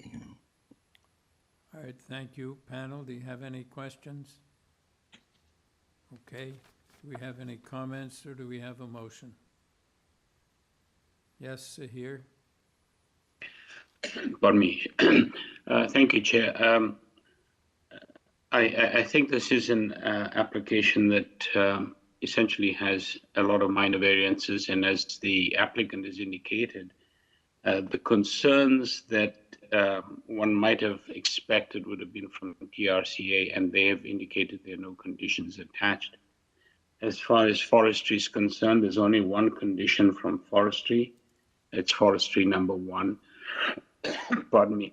This is an unusual sized lot. It's a pie-sized lot. And of course, it's in a community where very little change seems to have happened. The change is happening. I don't see any issues with this particular applicant's proposal. Apart from forestry number 1, that would be the only condition that applies. I'd be willing to move forward with the motion to approve. Larry, second that motion? Chair, I wonder, just a friendly amendment, I thought I mean, there's no front yard soft landscaping variance, but I thought I heard the applicant offer up permeable pavers for the driveway, and I wonder if, since he offered, maybe we should probably take him up on that. That sounds great, Larry. I'll second that motion. Okay, all in favor? Have your approval. Thank you, sir. Number 1083 Campbell Avenue. The purpose of this application is to alter the existing 2-story semi-detached dwelling by constructing a rear 2-story addition and a complete 3rd-story addition. Also to construct a rear 1-story ancillary building storage space. With this application, we have material submitted by the applicant. Staff report from Urban Forestry, correspondence and support from properties on Campbell Avenue. Nicholas DeSenza. Hi there, my name is Nicholas DeSenza. I am the applicant on behalf of Duncan Patterson Architecture, representing the clients at 83 Campbell. Yeah, and your address, sir? Currently Georgetown, 32 Princess Anne Drive, Georgetown, Ontario. All right, thank you. All right, so... Essentially, it's a a very modest rear addition. It was designed intentionally to not be visible from the streetscape, so to maintain within the existing roof line, and also create an ancillary structure which its purpose is to act as a home office space to adapt to the current workflow that many residents in Toronto are currently experiencing, myself included. And essentially the biggest variance that we see as kind of more of an optics issue is because of the height of the grade, the variance number 2 concerning lot coverage shows an allowable lot coverage of, or FSI, sorry, of 0.6 versus what is being calculated as 1.58. But as we see, if the basement was 11 inches lower due to grading, that number would actually be closer to 1.21, which is much more in line with what the what has been approved in the past and what has been included in the reference letters attached. And as you can see, there are several letters of support and signatures of support from the surrounding neighbors, which tell us that this is a very reasonable, very modest, and very appropriate application. Right, thank you. Nimrod? I might have missed it, but isn't there also a third story being added to this building? Yes. If you see the side profile, the third story is essentially concealed. There you go. So it would not be visible from the street whatsoever. It's essentially within the existing envelope. And it's basically just making use of floor area that is currently unused attic space. And it really doesn't go further back than where the existing dwelling terminates and has very minimal impact on what that rear yard living space is like. Larry, did you have a question? I did. Just a couple questions, Chair, if I might. First off, yeah, the FSI did leap out at all of us, I'm sure. What's the current, do you know what the current FSI is of the house? Yeah, so hang on, previously, just a moment.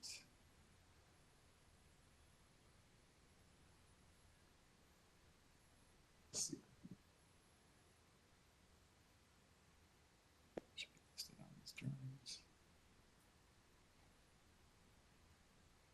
Oh, 1.09.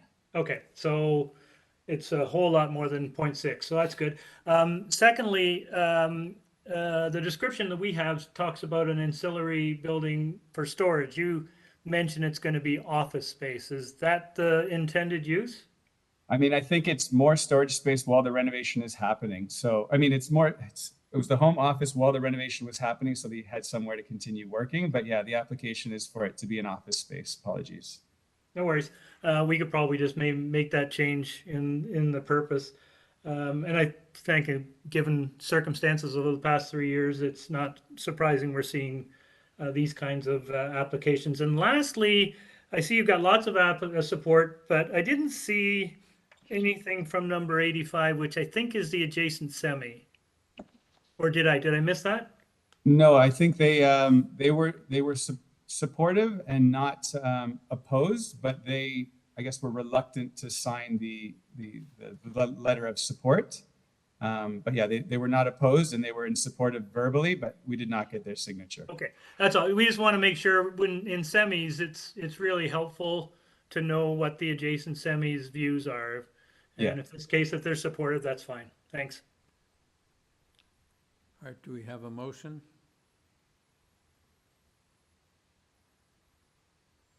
Yes, Nimrod. Yeah, I think overall that the variances are minor in nature. The applicant explained the FSI issue, and I'm satisfied with that. And I would move approval subject to urban forestry number 2. Do we have a As second? amended? As amended. Yes, as amended. All right, and so here you second that. All in favor? Have your approval. Thank you. Thank you very much. All right. Number 11. 75 SORAUREN Avenue. Purpose of the application to install a front yard parking pad. With that application, we have material submitted by the applicant, reports from transportation, urban forestry, city planning, and opposition from Marion Avenue and SORAUREN Avenue. Is Lee Clark here?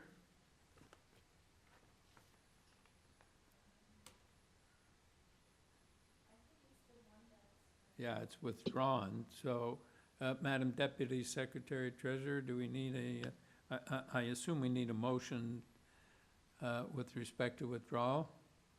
Yes, through you, Mr. Chair, the applicant has requested to withdraw the application. And is So not, we can, and is not online or anything? not that I can see. Okay. So we can move forward. Yeah, okay. Do we have a motion to acknowledge the withdrawal of this application? Yes, Sahir? Do we have I'll move for withdrawal of this application, Chair. All right, do we have a seconder? Larry, all in favor? Okay, withdrawal is approved. Number 12, 26 BAIN Avenue. The purpose of the application is to alter the existing 2.5-story detached dwelling by reconstructing the front porch.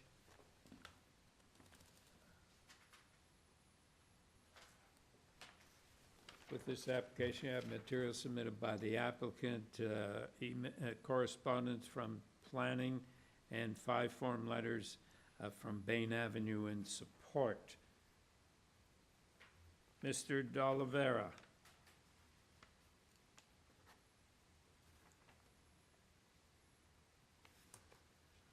Mike D'Oliveira, I'm here representing 26 BAIN Avenue, and I'm with. We can't hear you, sir. Can you hear me a little better now, or? Yes. Good morning, panel. My name is Mike D'Oliveira. I'm here representing 26 BAIN Avenue, and I'm with Replacement Design located at 911 Davenport Road. Okay, thank you. We're going into committee. Do you have anything you want to say to the panel before? As you mentioned, we have 5 letters of support. We've seen the comments from community planning, strictly asking for us to stay in line with the setbacks that we've proposed, and we're okay with that. We have no other variances except for those related to the porch setbacks itself, which match existing conditions you see along the street already. There's a porch that's the same depth and side setbacks as what's we're proposing now. The only difference really is that we're doing a full width front porch versus the smaller one-sided porch that there's now on the property. And like I said, these full width front porches are commonly seen throughout the neighborhood. So we're keeping in line with the characteristics already seen. Open any questions you might have. All right. Any questions, panel? Okay, do we have a motion? Larry? Sure, Chair. I'm happy to move a motion on this one. It's very straightforward, as the agent mentioned. And in fact, it's actually right across from a school, which mitigates any kind of impact that might be on opposing side of the street. I'll move approval, and I think there are planning conditions which are tying the approval to plans. That's correct. You second that motion, Sahir. All in favor? You have your approval. Thank you, sir. Number 1344, Gloucester Grove. Purpose of this application is to alter the existing 1.5-story detached dwelling by constructing a rear 1-story addition, a complete 2nd-story addition, a partial 3rd-story addition, and rear decks on the ground, 2nd and 3rd floors. With this application, you have material submitted by the applicant, reports from transportation and Toronto Transit, support from 45, and 5 form letters in support from other properties on Gloucester Grove.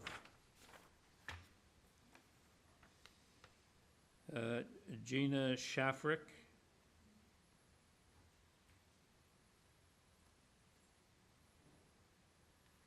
Hello. Hello. My name's Gina Shaffrick. I'm the agent and architect for 44 Gloucester Grove, located at 43 Lorimer Street in Font Hill, Ontario. Okay. Would you like me to present the supporting material? No, or? I don't think so. I think it's relatively straightforward. If you have anything you want to say before we take it into committee?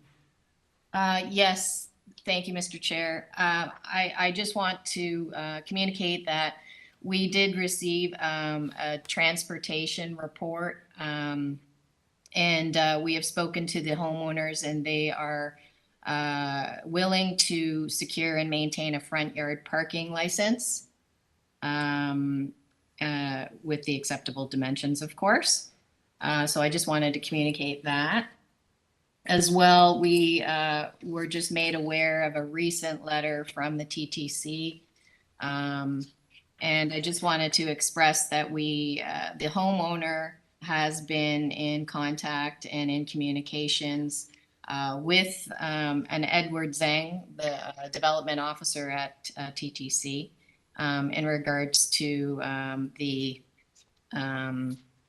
adjacency to the 60-meter development review zone of the TTC's subway infrastructure. And so we have been in communication with them and are willing to cooperate with what is necessary. Right. Thank you. Nimrod? I had a question about the roof decks at the rear on the second and third floors, and the question about screening, if the applicant can address that.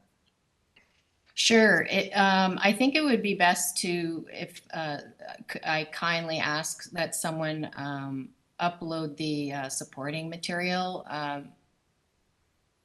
that was dated February 17th, and I can address that with the visuals.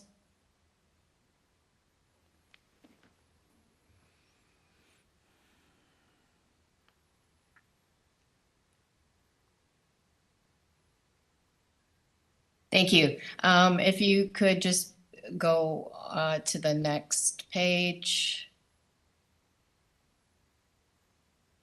And to the next page. And to the next page. And I believe it's one more. One more. Okay, so your question regarding the platforms, go ahead. So if you can just explain what type of screening is being proposed. Yes, okay. So we have, as a result of trying to keep our FSI down, and we have a partial third floor plate, we have resultant decks. And so we have them screened off with a high guard on the second floor, required by code. And I believe at the third floor, it's quite a private screening. I believe they're 1x4s spaced out according to code, but it is quite a private deck. So it's screened away from the neighbors and quite private. So is that opaque or not? To me, it doesn't look to be, but. It's not, currently we have it as 4 inch of wood material, 4 inch wood, and a space 4 inch. So 4 inch solid and void. So it is a screen of sorts. Thank you. Thank you. On that, so it's basically wood slats with gaps in between. So it is. Right. You can't see through it. So would you be okay, because there is an overlook on the side issues on each of the adjoining side properties. Would you be okay with making that opaque privacy screening for, I don't know which direction it is, but on the sides of that, the end can be whatever you want, but on the sides, I think there may be an overlook concern with your next door neighbors. Sure. So the east and west sides of both decks would be opaque. Yes, I think we can make that revision. Yeah, I think that would be better just for overlook considerations. Yes, we can do that. All right, so here, Just one question. I'm glad the garage is going and you're going to have soft landscaping there. You've got a new walkway that you're proposing. Any chance that's going to be permeable materials? If you could move ahead a couple of slides, I believe we can have a visual here and I can speak to it and answer your question. So the walk, yes, thank you. So the walkway that's shown currently is what is in existence. Originally the driveway wasn't considered a legal driveway by zoning examiner. And so this was flagged as a minor variance for front yard landscaping. If we consider the parking and the legal parking license that the owners will be getting, I would assume this would be defined as a driveway again. And this shows you that we are in compliance. If we do consider that as a driveway, we are in compliance of our soft landscaping requirements. Okay, thank you. so does that change one of your variances? Number 5? Well, yes, and in response to the transportation report, we will, the homeowners are willing to get secure a front yard parking license. So would variance number 5 be eliminated? In essence, yes. You sound reluctant to withdraw it. Yes, it was a difference in opinion because of the interpretation by the zoning examiner. So I would say yes, it should be eliminated. But if we eliminated it and you still have a difference of opinion, are the homeowners going to have a problem?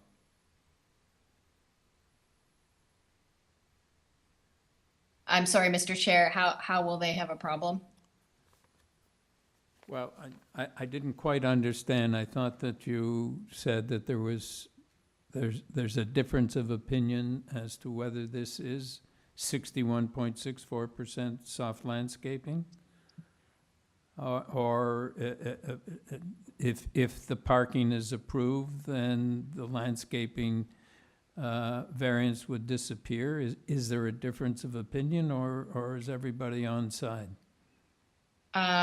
So originally the zoning examiner's interpretation was that the driveway is not an existing, she was not considering it a driveway.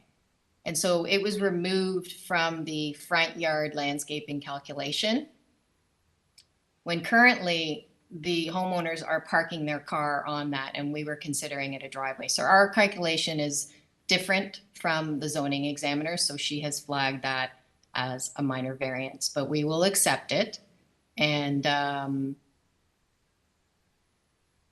yes, I'm not sure what else to say. So I think to be on the safe side, we should just leave it in. I don't know what my colleagues think, but to me, 61.64% is pretty good for soft landscaping. I wouldn't turn it down on that basis. So if we can pass it this way, I think you got to be on the safe side just in case somebody has a different opinion. I'd agree, Chair. I have no problem with that. Okay. All right. So any further questions? Okay. Somebody have a motion? Nimrod? So I think that the variances are minor in nature and it results in appropriate development. I would move approval of the variances subject to transportation services conditions, TTC conditions, and also that the rear, I think it's called balcony, is it? On the second and third floors, the east and west sides be of opaque material screening with the minimum height dimension. I think, Nimrod, that there is no side on the third floor. I think there's a wall there. Yeah, Through you, Mr. Chair, can you say that again? Yeah, I think on the third floor, there's a wall, One and side. not a side that needs to be. Yeah, just one side. Yeah, I wasn't sure what side that is, the east or the west side. I don't know. Perhaps the applicant can help us. Oh, yes, I believe on the third floor, it is on the west side. Okay, so east and west on the second floor and west side on the third floor. Is that correct? Okay, do we have a Correct. Right, do we have a seconder? Sahir, all in favor?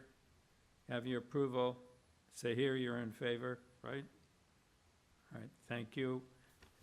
Okay, application is approved, thank you. Thank you. Number 14, 72 Wellesley Street East. The purpose of this application is to alter the existing mixed-use building by installing a takeout eating establishment, a retail bakery with an existing unit on the ground level. With this application, we have material submitted by the applicant and support from Wellesley Street. Max Murchison, and I'm the applicant. Just hang on, sir. Support from Wellesley Street and Maitland Place and Jarvis Street and Weir Crescent and Wellesley Place. Max Murchison. Good morning, Mr. Chair. Good morning, committee. Sorry, are you Purvi Shah? No, my name is Max Murchison. Oh, are you, okay. And I work for Acadia Design Consultants on behalf of the business owners of this building. Okay, your address, sir? 364 Supertest Road. And the address we're speaking about is 72 Wellesley Street East. Okay, so I'm going to take it into committee. Do you have anything you want to say before we go into committee? Well, it's a straightforward application. I'll be happy to answer questions if necessary. Okay, thank you very much. Panel, any questions? Larry? No questions. I think this is a very straightforward and appropriate and it appears to be quite a welcome change in the neighborhood. I would like to give it my hearty support and move a motion to approve with no conditions. Thank you. We have a seconder, Zahir. All in favor? You have your approval, sir. Thank you. Number 15, 46 Waverley Road. And the purpose of this application is to alter the existing two-story detached dwelling by constructing a three-story rear addition, a new rear ground floor deck, a front third floor dormer, and a new front porch. With this application, we have materials submitted by the applicant. We have reports from Urban Forestry and support from 35 Kenilworth Avenue. Osren Stambuk. Hi, Mr. Chair. This is Osren Stambuk. I'm at 15 Moreland Road. Thank you. So I'm going to take it into committee. Do you have anything you want to say before we go into committee? No, I think it's a straightforward application, and I'm happy to answer any questions. Thank you. Panel, any questions? Nimrod? No, I'm ready to put forward a motion. Okay, go ahead. All right, I think what's being proposed is appropriate. There are several three-story homes on the street. I don't believe the FSI is excessive. I believe the variances are minor, and I would move approval subject to urban forestry condition number 1. Seconder, say here. All in favor? You have your approval. Thank you. Number 16.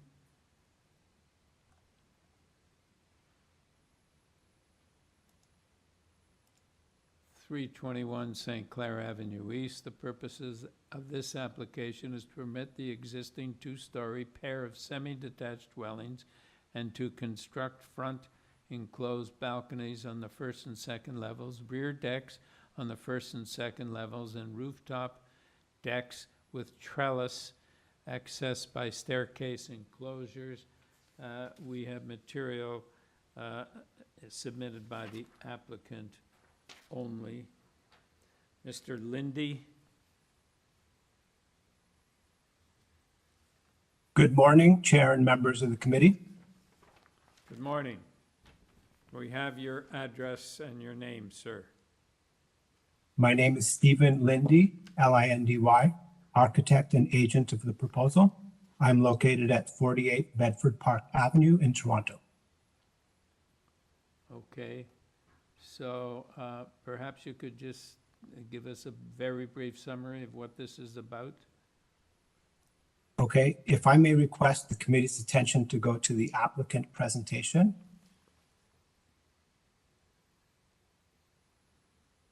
On the first page is the location plan. The location plan shows the house and the existing neighborhood. There is a mix of detached duplexes and semi-detached dwellings. There is a mix of multi-unit and single-family dwellings. At the end of the block at Mount Pleasant, there is a multi-unit 3-story apartment building. To the east is a pair of semi-detached dwellings. The location plan illustrates that the semi-detached or duplex multi-addressed properties configuration already exists, and we are essentially seeking to legalize an existing condition. The second page is the site plan. Thank you. The proposed is to renovate the existing building and to create 2 single-family homes, which will function as 2 semis on the same property. The existing already has 2 front entries, and the entry locations will remain unchanged. There is a small addition to the front, infilling existing front balconies. New balconies will be relocated to the rear of the house, facing south and not facing the street. The roof will have roof access to a deck and a trellis. The canopy roof and trellises are toned yellow. The existing parking spaces remain at the rear in the existing detached garage. The proposed will greatly improve the existing appearance of the building and will appreciably contribute to the overall character of the neighborhood. The proposed footprint of the house is unchanged, meaning the front yard, side yard, and rear yard setbacks are unchanged. The third page is the site plan. Again, the yellow notes are highlighting each requested variance. Variants 1 and 2 have to do with allowing the semi-detached building type, whereas the bylaw only allows detached dwellings. We are proposing the semi-detached dwelling type. The semi-detached is already existing and is a common dwelling type in the area. These are technical variances. Variance 3, floor space index, proposed is 1.061 FSI, whereas the bylaw allows 0.6. The basement area is included in the calculation for FSI due to the height of the ground floor level. Without the basement included in the calculation, the floor space index would be 0.61 and therefore minor. Variance 4, front yard setback proposed, 7.57 meter.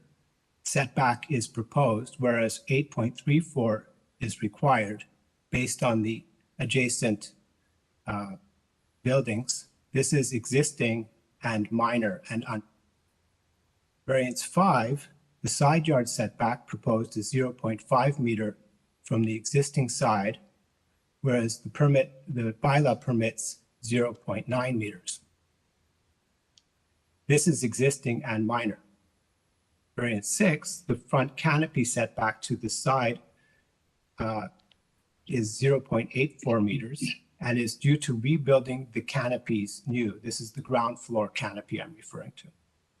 Variance 7 is the structure on the roof, located 0.65 meters to the east and west sides of the wall. Permitted is 2 meters.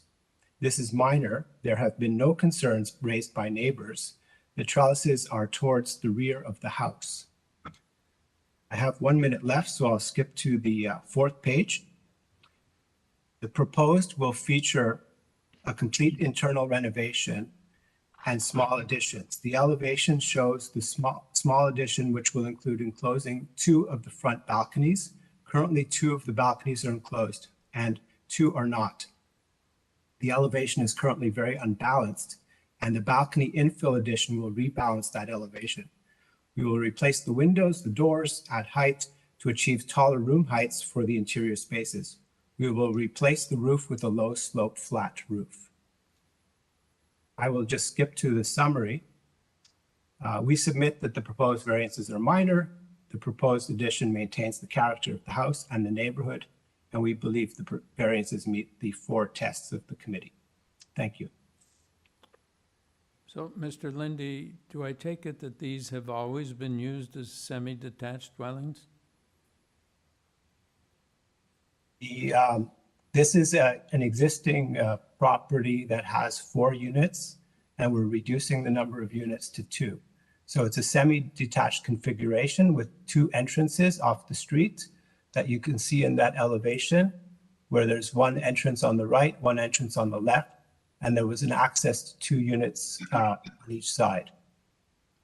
But 1 owner, I take it. Yes, the current owner took possession last year, and it was vacant, and it has been vacant. It was vacant when she bought it, and now it's been vacant. It's just underutilized. It's the proposal basically is to create family-sized units rather than smaller units to reduce. The effect will be beneficial to the neighborhood, in my opinion. It'll have less traffic, and by the silence of the neighborhood, I think that they are appreciable of fixing this almost derelict property. Right. So, and this owner will rent out 1 unit, live in 1 and rent out the other? That is exactly correct. Right. Thank you. Any further questions, panel? Larry? Yeah, thanks, Chair. The rear balconies, are those new or do those already exist? No, those are new. So if we go to the site plan, those hatched rectangles are the new balconies. And so those will be off the rear. On page, if we go to the last page of the rendering of the presentation, then we can see the 3D view. Yeah. Yes. I saw the new ones. Yeah. So those balconies are all new, and in the architectural drawings, they weren't reflected in the plans, but those balconies also have privacy screens. They're just not shown in the. I think that's where we're all probably going. In particular, the house. It looks like the house to the east is set really far back. Your neighbor to the east. Yes, that is correct. So since it doesn't show on the plans, if you're okay, we would probably, if we approve it, we'll probably put conditions for privacy screening and on your rooftop terrace as well. That's acceptable. Okay, good. Thank you. Any further questions? All right. Do we have a motion? Larry?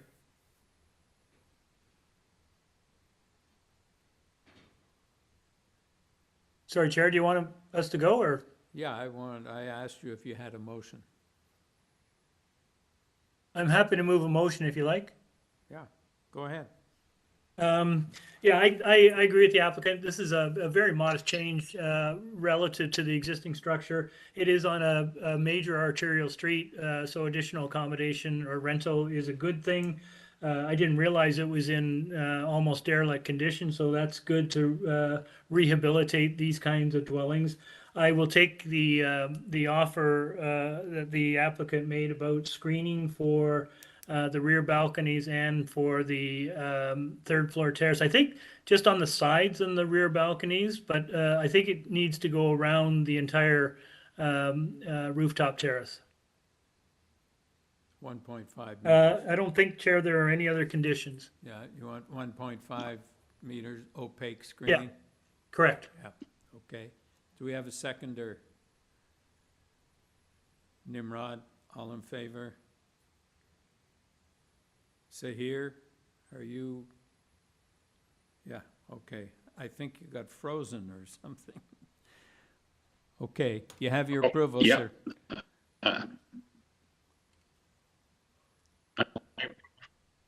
You have your approval, sir. Thank you. Number 17, 228 GRASSI Street.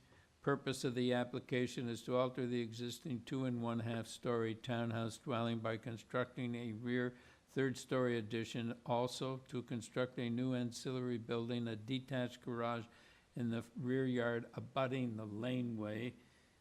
With this application, we have material submitted by the applicant in opposition from 230 GRASSI, 231 Bolton Avenue, and 234 GRASSI Street. Mr. Benskowski.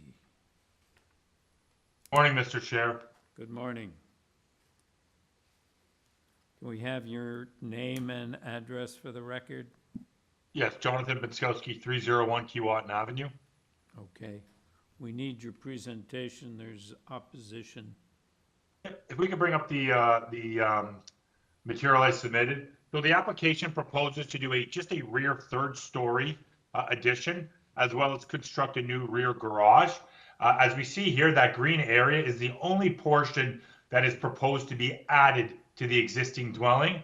In terms of the side yard setback, as well as the side yard setbacks, they will all maintain what is below on the second floor. If we could go down to the second page, please. Sorry, to the next page. What we've done here is we've actually taken the roof line of what exists. The only addition, again, is that green area. There already is a sloped roof on that, sort of on top of that second floor area. So as the property would address GRASSI, there is no change to the height or massing, as well as that middle peak. The addition proposed at the rear actually extends lower as we get towards the existing rear wall of that second floor. In terms of the garage itself, the only request for the garage is the interior parking width of the garage. The garage itself is permitted in its location where it is.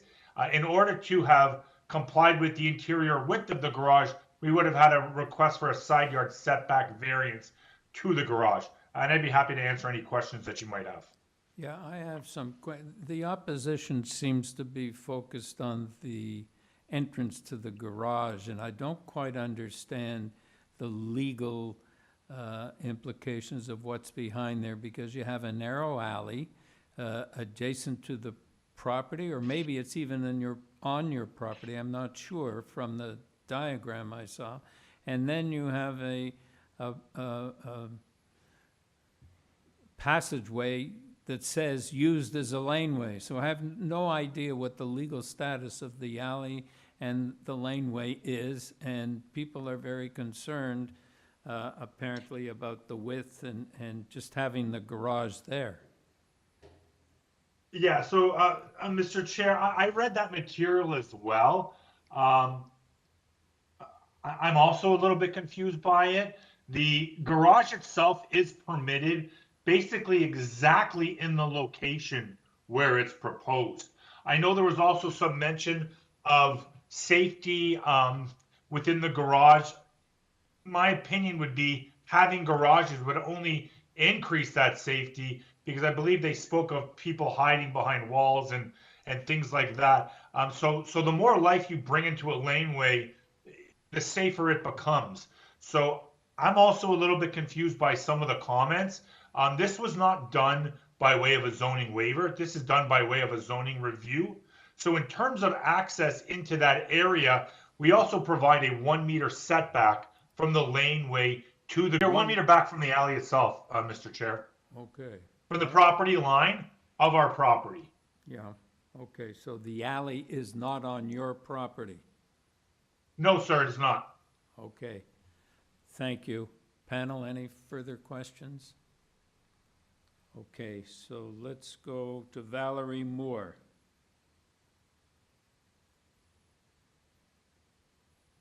I'm at 231 Bolton Avenue in Toronto. I look onto, I access that alley. All right, and, so I can see the are house. you, excuse me, we didn't catch your name. I don't know whether. Valerie Moore. All right, thank you very much. Go ahead. Yes. Well, first of all, I want to start by saying it is not a public laneway, as the architect just said. It's a private laneway. I have been here for 28 years, and we have never had a problem in this very narrow alleyway to these homes are 100 years old or more. And it's because we have access to actually seeing the whole alley. It's very visible. That's one thing. The other part is that the right of way in this has been a long established right of way. And I can say for myself and for my neighbors, and including this neighbor that is asking for this variant, that there is no way to access parking unless we use the right of way of everybody else, because it's so narrow. I have no idea how they could turn the corner in this narrow without accessing my parking spot or coming into my spot, and because none of us can do it without accessing everybody else. So it will impinge on the access of our parking to the back alley. And it's in 28 years that I've been here, there has been no issue about putting up garages and doing this. I will say one other thing that I find very important is that these people do not live there. These people have not been neighbors. We have no connection with them. They have not asked us about this at all. Ms. Moore, that's not relevant to our consideration. Okay, fine. So, but I wanted to let you know that it seems that in a lot of other cases, the neighbors have conferred about what they want to do with their property. I don't have any problem with them putting a third floor on. It's the garage I have an issue with. So is this laneway on your deeds? Yes, and it's a private laneway. And everybody in the laneway has a right of way? That's correct. Okay. And for the time I've been here, that's always been a very neighborly, back and forth. We've been very good about that. Yeah, so the problem isn't people going back and forth, or these people going back and forth. The problem is that the laneway is very narrow and you have to drive on other people's property in order to access your own parking space. Is that correct? That's correct. That's correct, yes. So do we have any, I don't remember, well, I did see a hand-drawn sketch, I think. Yeah. Can we put that up, showing the laneway and the alley? Oh, so it's on the survey. So. Yes. Is that 9 feet 8 inches?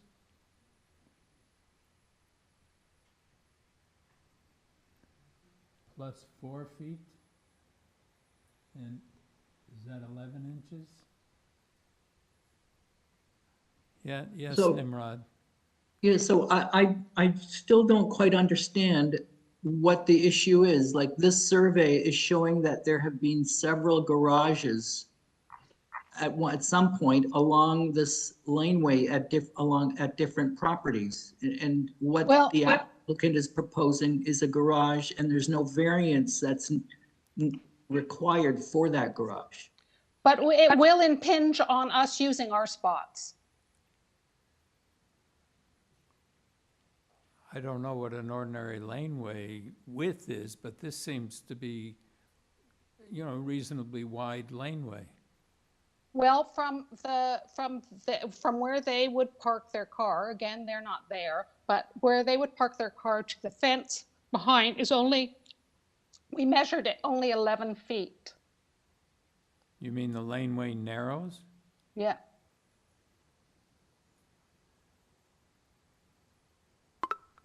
Well, when we're looking at the survey, at the bottom of that survey, it shows 10 feet plus another 4 feet.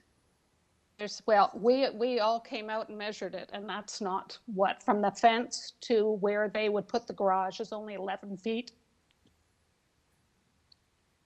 Where they would put the garage? You mean Yes. 1 meter onto their property? Yes.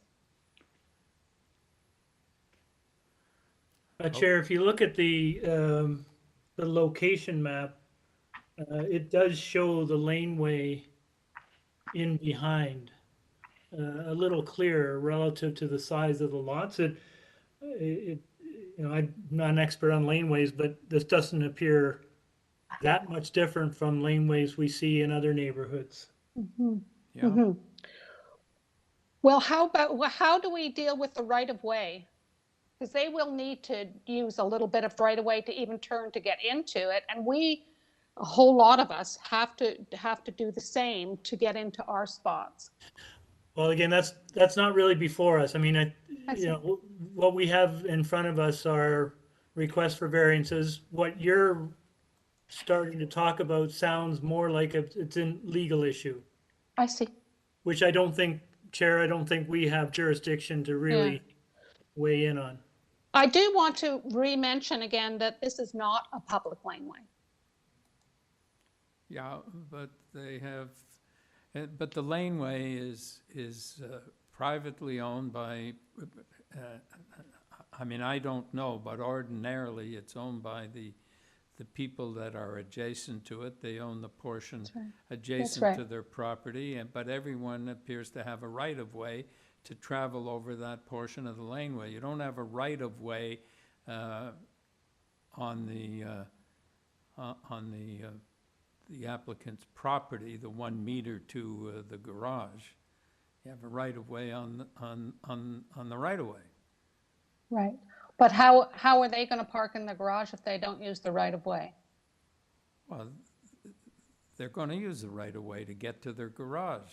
They have a legal right to do that.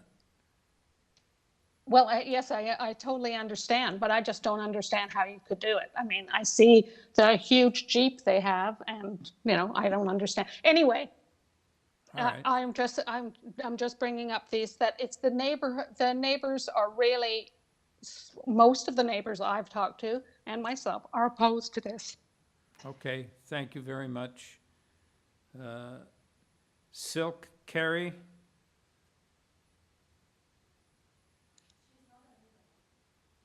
She's not there, all right. Kathy Charlwood?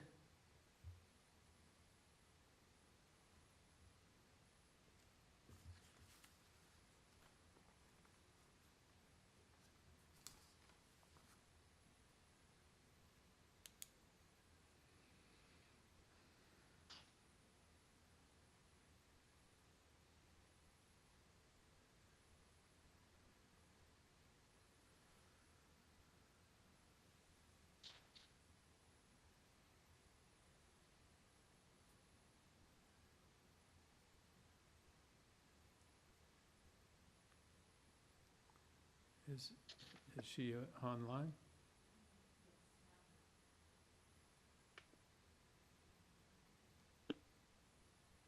Press pound for more options. She's not there? Okay, Daniel Lehman?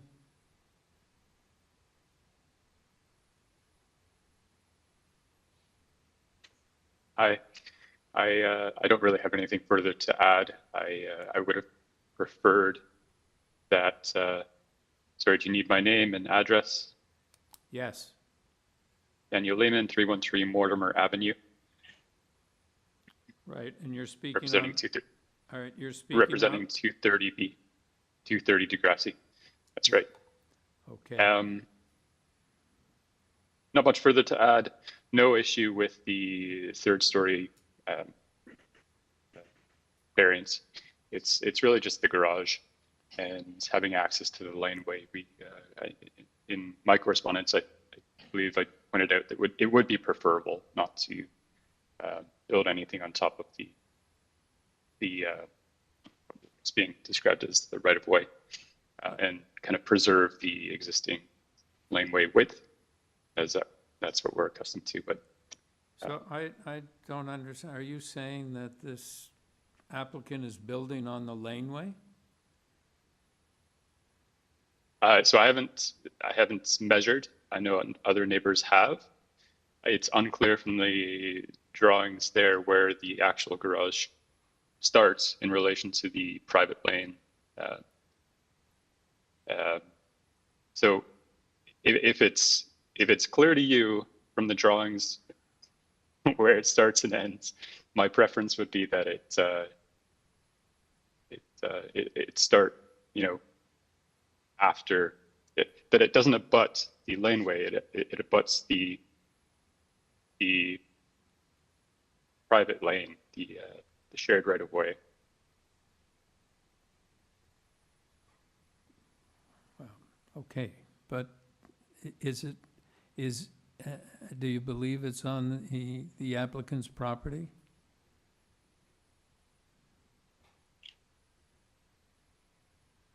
Do I believe they're building the garage on the applicant's property? Yes.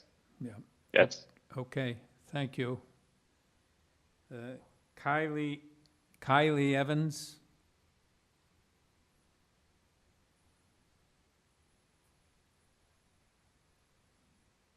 Kylie Evans, Yes, 234 Grassi Street. thank you. Could you speak a little closer to the microphone, please? Yeah, can you hear me now? Yes, we can.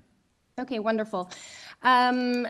I guess I'm just reiterating what everyone else has said. I also am not an expert on plans or looking at these plans. And I think what you're saying is you're looking at this and saying it's black and white, the line ends here, the garage ends here. I think what we're saying is it's not so black and white because in this laneway, there is a lot of gray area. In order to maneuver your vehicle in and out of this laneway, you have to access everybody else's property.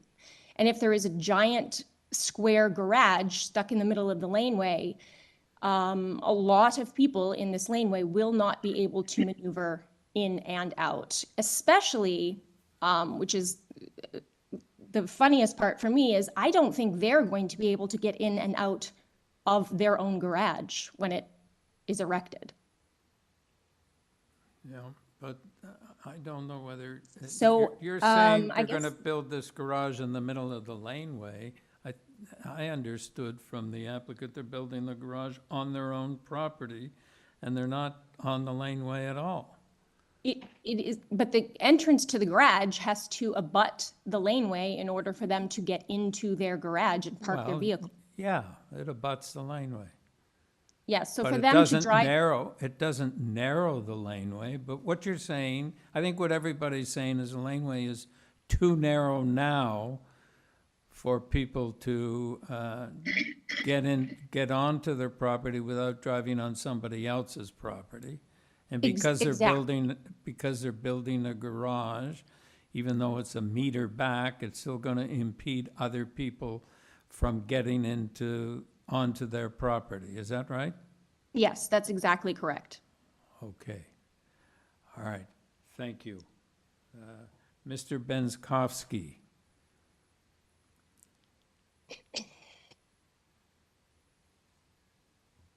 Yeah, thank you, sir. If we could maybe zoom in on this a little bit. So what we see here is it does narrow as it gets to the south. Can we just click on the survey, please? So if we look at the survey here, we see that the property has a depth of 96 feet 9. If we take that 96 feet 9, that is exactly what correlates onto the site plan that is proposed. We have a 96 foot 9 deep property with a 1 meter setback from our rear lot line. Now, sorry, I do stand corrected. This is not a public lane. But if we go back and we do the math of what the requirement would be from this garage, if this were to be a public lane, we would take the 4.1 meters that it exists at today. We add the 1 meter for the setback from the rear lot line, again, of our property, which would give us 5.1 meters. The zoning bylaw from the center line of a lane requires a setback, of a public lane of 2.5 meters. So we would actually be in excess of that 2.5 meters from the center line if this were to have been a public lane. So in terms of the width of this lane being 4 meters, again, if we take the 9 foot, 8 foot plus the 4 feet, this is no different than a standard lane within the city of Toronto itself. In terms of passing on anybody else's property, I'm not sure the concern of there being a garage pretty much being lot line to lot line, again, set in 1 meter from that west property line, which is the rear, really being any different than a surface parking spot somebody coming in and out of. Again, to go back to some of the comments the committee members have made, there is no request for that location of the garage as it relates to the rear property line. The only request is for the increased width of that garage. And I think that really covers the concerns with the garage. Again, there is no request to put this in the middle of the lane. It is to be proposed 1 meter inside of the rear lot line of this property. Yeah, but I don't understand. Has your client tried to access his property from the laneway? From the lane? Yeah. There's a car parked in it regularly, yes. Okay, he doesn't have any problem accessing his property. Well, much like, sir, the other people would have the same issues of accessing their own property. I mean, to go further to that, properties to the north and the south on Bolton as well as GRASSI have the right to put a fence that abuts that lane on their property. I mean, that's a right of a property owner as long as it doesn't extend past that kind of 96 foot 9 length. So in essence, the fence where somebody could put a fence to park within their property with a gate could abut the property line. The proposal here is to set that in 1 meter from that property line. No, I'm not quibbling with that. I'm just wondering why the neighbors perceive the laneway as so narrow that they have to access other people's property in order to access their own property. Sir, it might be the visual of, if we looked at the overhead map, which is the location map, it does narrow as it gets to the south. That's not the case where the subject property is. Through you, Mr. Chair, as Mr. Clay mentioned previously, it actually narrows to the south. Here it is that maximum width of over 4 meters. Yeah. It could be an optical illusion, sir. I'm not sure. Yeah. Okay, thank you. Larry, do you have a question? Jonathan, so I'm just looking, and I don't know if the guys in the boardroom can call up the satellite view of this property. But I'm looking at it now, and it would appear that right immediately behind you on the lane, a property owner has in fact constructed what you mentioned. Looks like a fence that surrounds their rear yard immediately across the laneway from your property. Yeah, I think it's 229 Bolton. Yeah, so to your point about anyone could do something like that, it looks like that's been done. But I'm just wondering, yeah, if you zoom in on that, guys.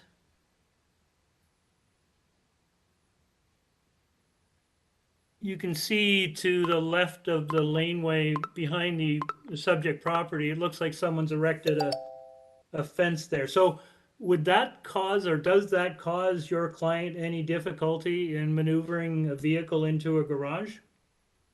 Through you, Mr. Chair, again, the laneway width right now is 4 meters. That's not substandard for a City of Toronto laneway. Again, taking into account that idea of the 1.5 meter setback from the center line of a municipal lane, this really isn't a substandard lane.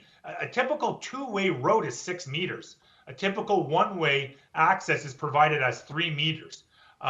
Again, you could obviously fit 2 cars side by side in 4 meters, but this isn't really substandard as it would be. Further to that, what would only help the turning radius of the vehicle coming in is it being set in. So again, also not any normal than parking without a garage, with a garage or just a pad spot being there. In my opinion, it doesn't restrict any type of mobility by having a garage located as opposed to not having a garage. It's still a surface spot. Okay. Yeah, it looks like, again, visually, without looking at the metrics of this, it looks like your proposal is to set your garage back further from the edge of the lane than that fence is set back from the neighbor opposite. Yeah, I agree, Mr. Claire. Okay, that's great. Thanks. Okay, so if there's no further questions, do we have a motion?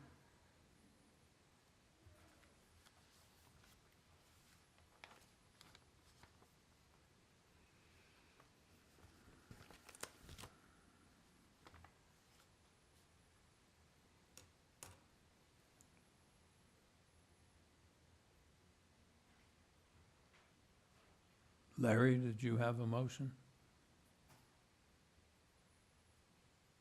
Sorry, Chair. Yeah. So we've heard an awful lot from all neighbors about the access of this lane.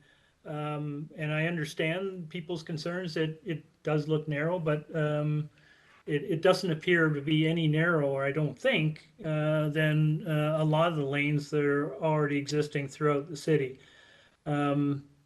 I'll take the applicant's word that, having a garage set back 1 meter will enable appropriate access.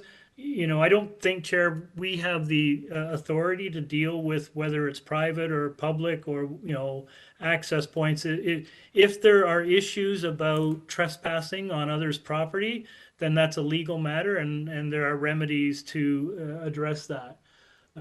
But on the surface of it, this is a proposal that has only 2 really small variances. I don't think we have any issue with the proposal for the changes to the structure. And personally, I'm satisfied with what I heard from the applicant that with the setback from the property line in the rear, that a garage can be practical and can serve that home's needs without offending or affecting adjacent properties. And again, if that happens, then I think those property owners have a legal path to deal with that. But I think what's before us, frankly, is minor and modest, and I think I can support it.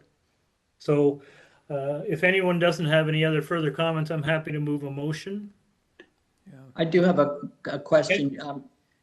I'm wondering if it would help to tie the garage location to the site plan, which shows that it is set back 1 meter from that lot line at the rear. Yeah, I think that's a fine idea, Nimrod. I'm happy with that. So I'll move a motion to approve this application, subject to that condition of tying it to plans. And again, to the neighbors who have called in, if this is not practical and if your property rights are affected, then I would suggest you have a path forward to deal with it through the courts. Yes, Sahir. I'd like to just make a comment, and then I'd be happy to second motion. I think the question of whether the space, the garage space, is adequate for a vehicle to turn in and out, that ultimately will be an issue that the homeowner has to deal with. If that's not something before us, he has a right to have a garage there. It is set back as Larry has put forward, and with the condition that it be tied to the site plan. All right, fine. All in favor? You have your approval. Thank you, sir. Number 18. 54 Baby Point Road. Purpose of the application to alter the existing 2 1/2 story detached dwelling by constructing a rear 3-story addition, a rear covered ground floor patio, a front covered ground floor porch, and a rear 3rd story balcony. With this application, we have material submitted by the applicant, reports from Ravine and Natural Feature Protection, from Heritage Planning, from Archaeology Heritage Planning, from Toronto Region Conservation Authority, and opposition from 62 Baby Point Road. Lindsay Bruce.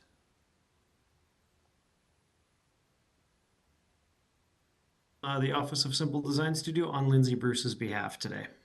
Okay, what's your name, sir, and your address? Yeah, Joel, Joel, last name Tanner, Tanner, address 15 Colburn Street, Hamilton, Ontario.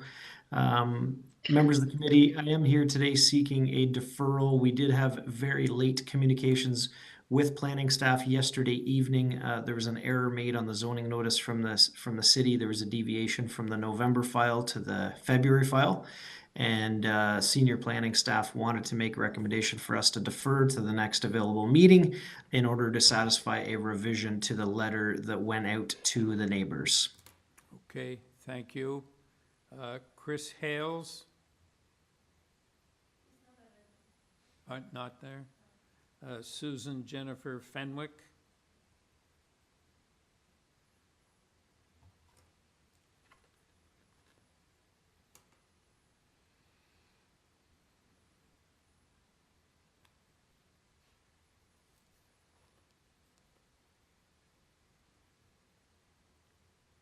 Is she there?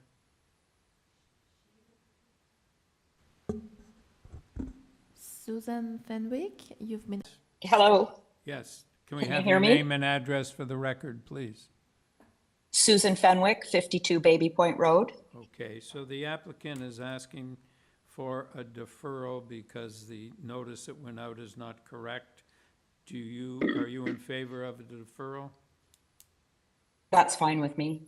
Right, thank you very much. Panel, do we have a motion for a deferral? Sit here? Yeah. I'd be quite happy to move motion to defer. All right, the seconder, Nimrod, all in favor? Application is deferred, thank you. Number 19. 215 Woodmount Avenue. The purpose of this application to alter the existing rear 1-story ancillary building, a detached garage, by constructing a west side canopy addition. And with this application, we have material submitted by the applicant. Juliana Giacomini.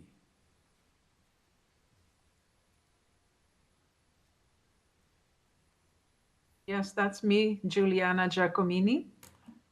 Giacomini, okay. Can we have your address, Ms. Giacomini?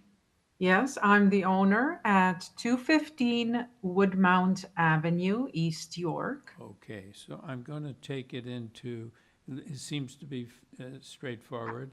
I'm going to take it into committee. Do you have anything you want to say to the panel before we go into committee? Myself? Yes. Do you have Oh. anything you want to say?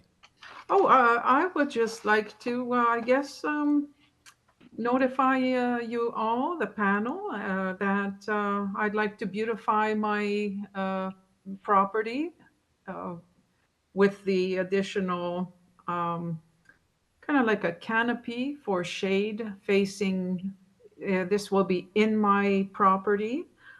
So it covers the side of the garage to enjoy the summer with family. The style fits in the neighborhood. It's not actually seen from the outside because there's fences on either side, wooden fences. And it's inside my property facing my home. It will not interfere with the outlook of the neighborhood.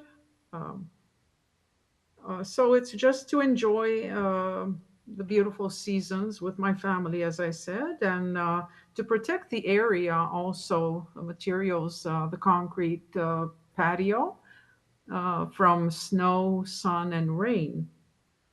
There's no trees around or on the property at this point yet. Okay, thank you very much.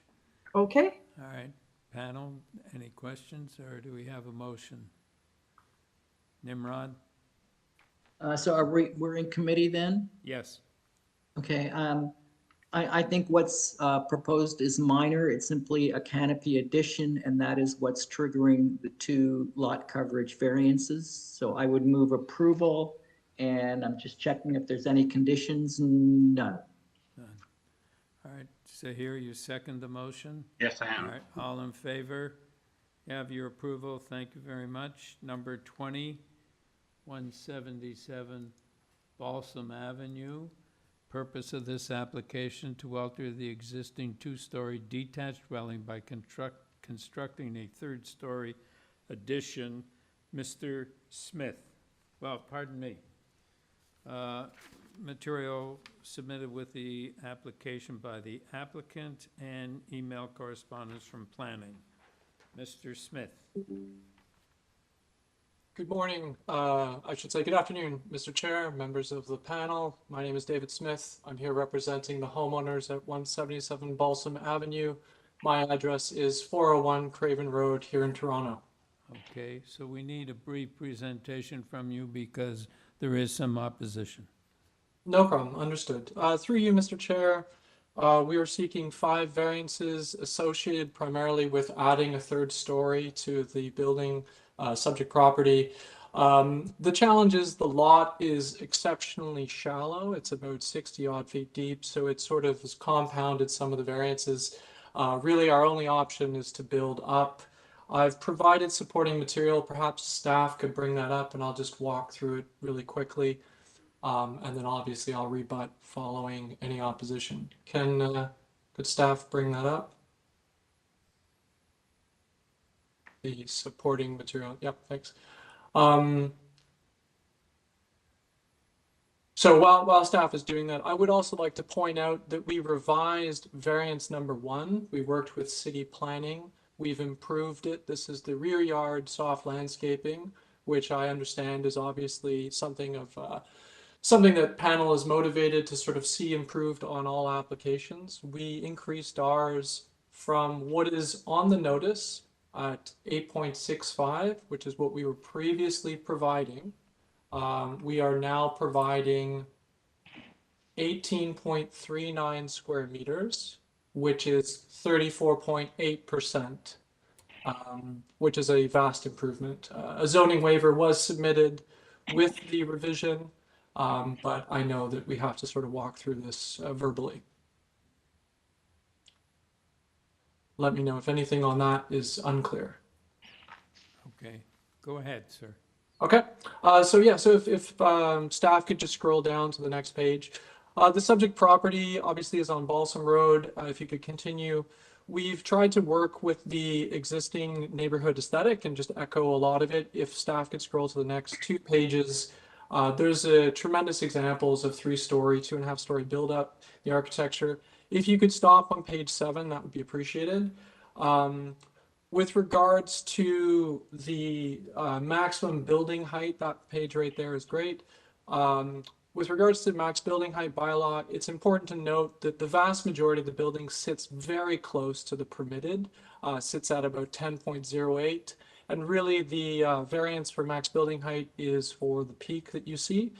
With regards to the FSI, I've provided examples of previous decisions for all of these in the neighborhood. What we're doing is very much what's in line with the rest of the neighborhood. And I would just say that, you know, at a building of 200 square meters or so, this is still not a substantially large property. This is more a product of the sort of smaller lot that's exacerbating the figures. And then lastly, with the rear yard setback, again, this is a product of a shallower lot and trying to accommodate functionality in the building. It is worth noting that we've cut down the existing 2-story rear addition to a single story and just sort of removed some of that bulk. For sake of expediency, I'll leave it at that and rebut once opposition has had a chance to voice any concerns. Panel, any questions? No. Andrew Irwin.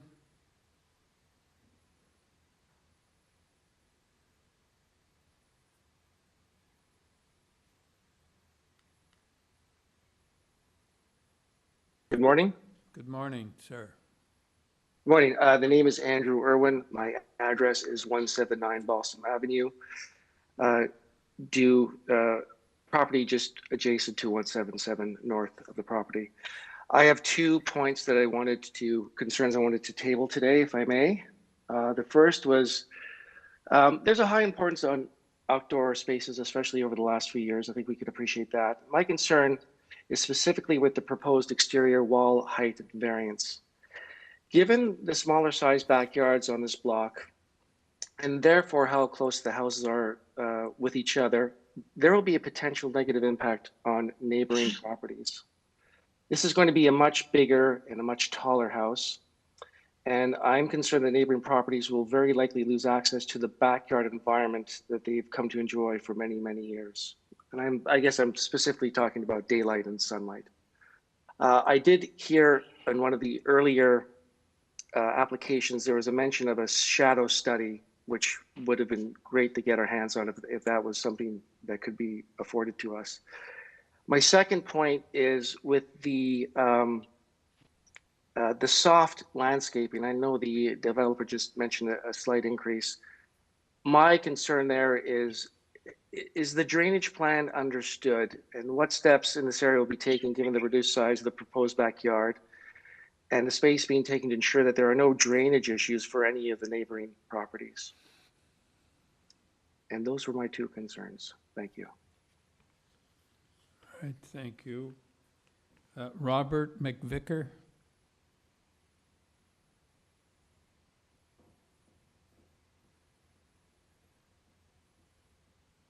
175 Balsam Avenue.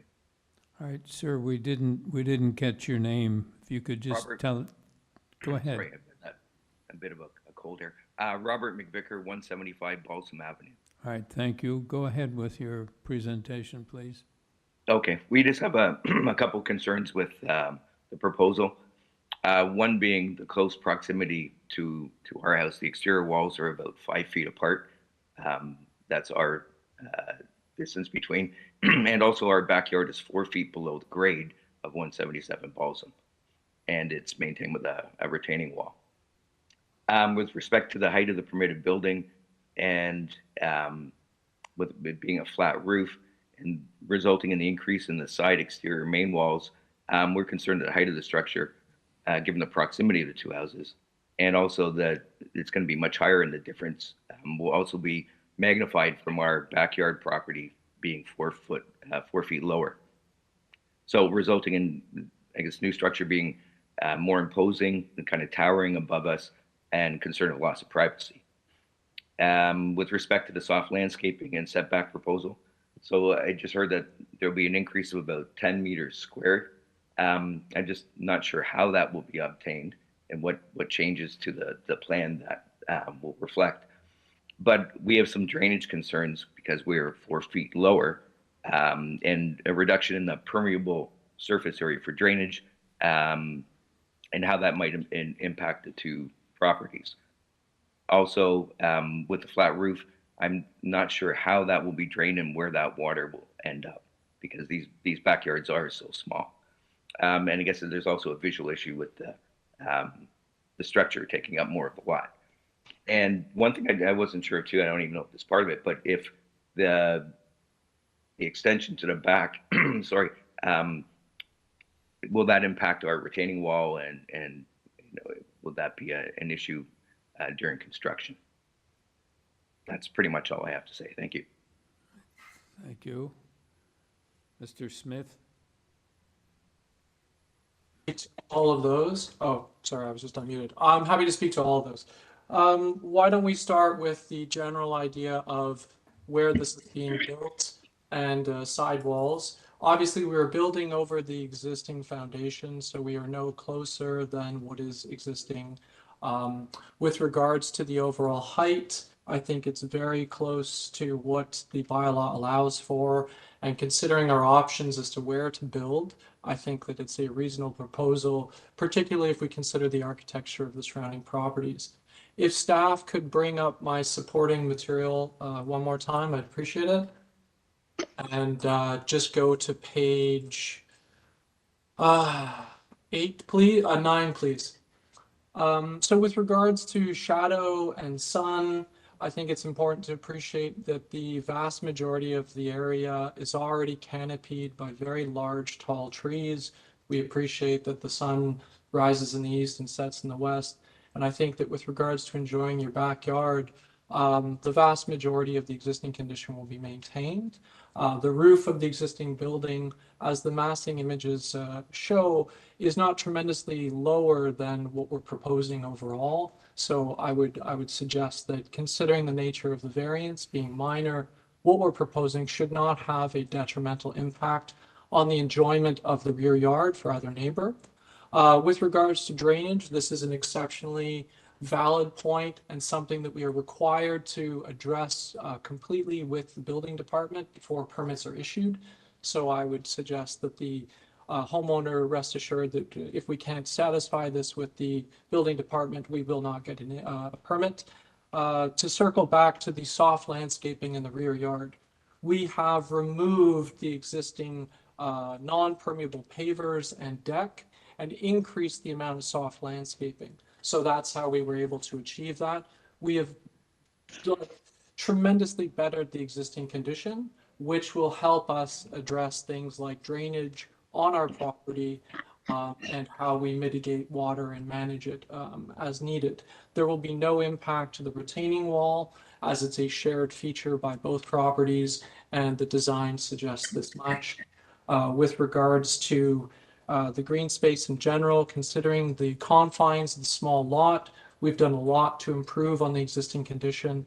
And I would suggest that, again, based on the variances being sought and our options, we've tried to do something that was sensitive to both the neighborhood and the neighbors with the tools that we had at our disposal. Happy to answer any questions that the panel has. Yes, Larry.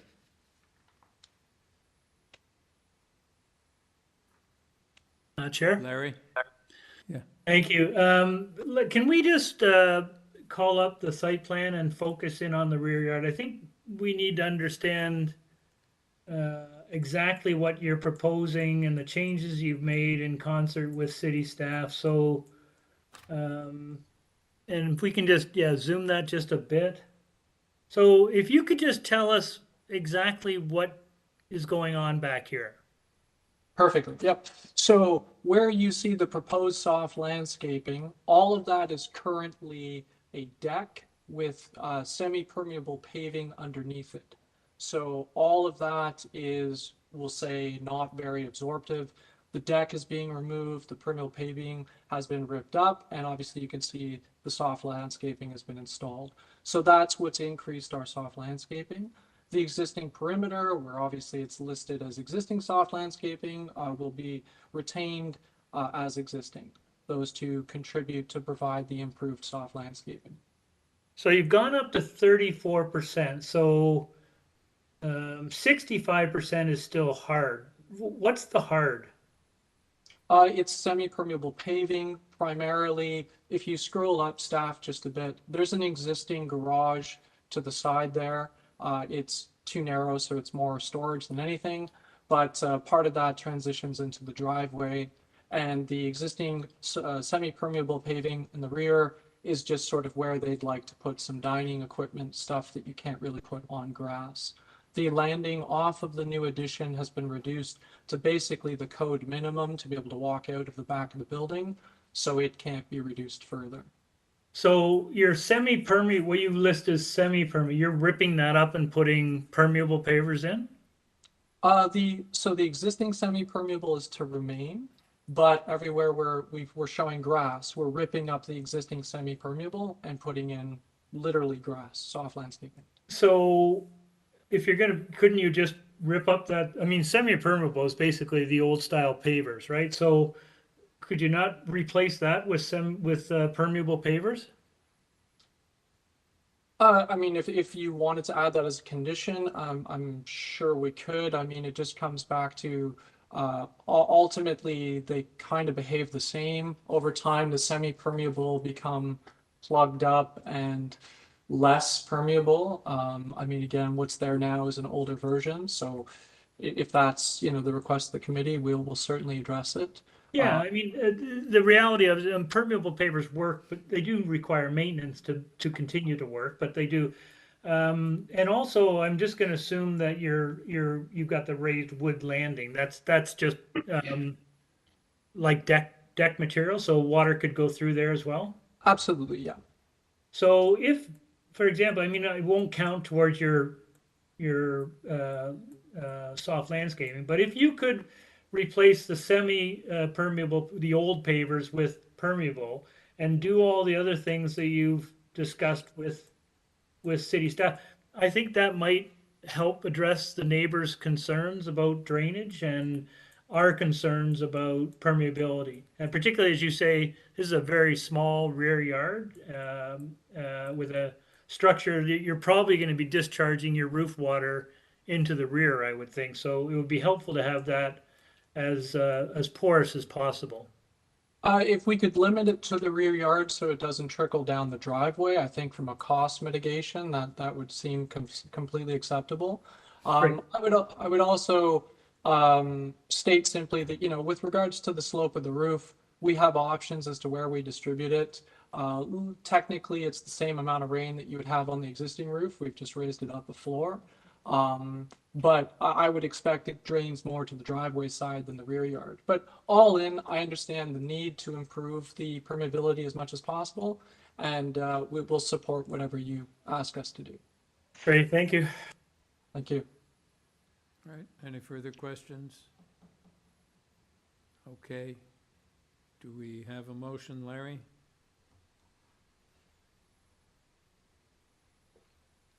Larry, did you want to bring a motion? Sure, happy to do that. I'm not sure if my colleagues have anything to add, but looking at the totality of this application, the height variance is only less than half a meter beyond what is permitted. I appreciate that the concern about shadowing, but these are fairly small lots, and there is a fairly reasonable separation between houses on each side. So I don't think, in particular, and given the nature of the build in this neighborhood, I don't think that what is being proposed would be inconsistent with what we're seeing in new builds elsewhere. I do like the idea. You know, it's a legitimate concern about drainage in the rear. I do like the idea about adding some additional permeable pavers in place of what is listed as semi-permeable. So I think with those changes, I think this is a supportable application. And if my colleagues don't have anything to add, I'm happy to. Oh, Sahir, did you want? Just a comment before you propose a motion. I think it's my main concern when I saw this application again was the one that jumps out, and that was variance 1 with the request for a 16.4% soft landscaping in the rear. So I would like to commend the applicant as well for because planning did have a condition of 34% soft landscaping, and the applicant appears to have exceeded it to 38.4%. So I think that's quite commendable. And thank you, Larry, for suggesting the additional permeable materials. And I do feel this is a very supportable proposal. As the applicant said, in this neighborhood, the only way to increase space is go up, and it's well within reason. So I'd be quite happy to second the motion should Larry go ahead and move first. Yeah, I'm happy to move that, and I will move approval of this application subject to planning conditions with respect to increasing the soft landscaping to 34% in the rear yard. A condition that what is listed on the site plan as semi-permeable pavers be replaced with permeable pavers. And I don't believe there are any other conditions. Larry, if I may just add to the applicant had indicated that variance number 1 is now amended, and the amendment would make it a 38.4% soft landscaping. Oh, thank you. I didn't hear that. I was just going by the planning staff report. Yeah, but the figure I heard was 34.8, so we better get it Oh, straight. maybe I've got it zero. I've transversed the numbers. Through you, Mr. Chair, I also heard 34.8% at 18.39 square meters. Yeah. Perfect, thank you. I stand corrected. Okay. Okay, so here you're seconding the motion? Yes, yes, All right, all I in do. favor? Have your approval. Thank you, sir. That's the morning list. It is now 12:55. We finished on time. We come back at 2 o'clock, Sabrina? Yes, through you, Mr. Chair, 2 o'clock is great. Thank you. Thank Have a you. good lunch, everyone. Thank you.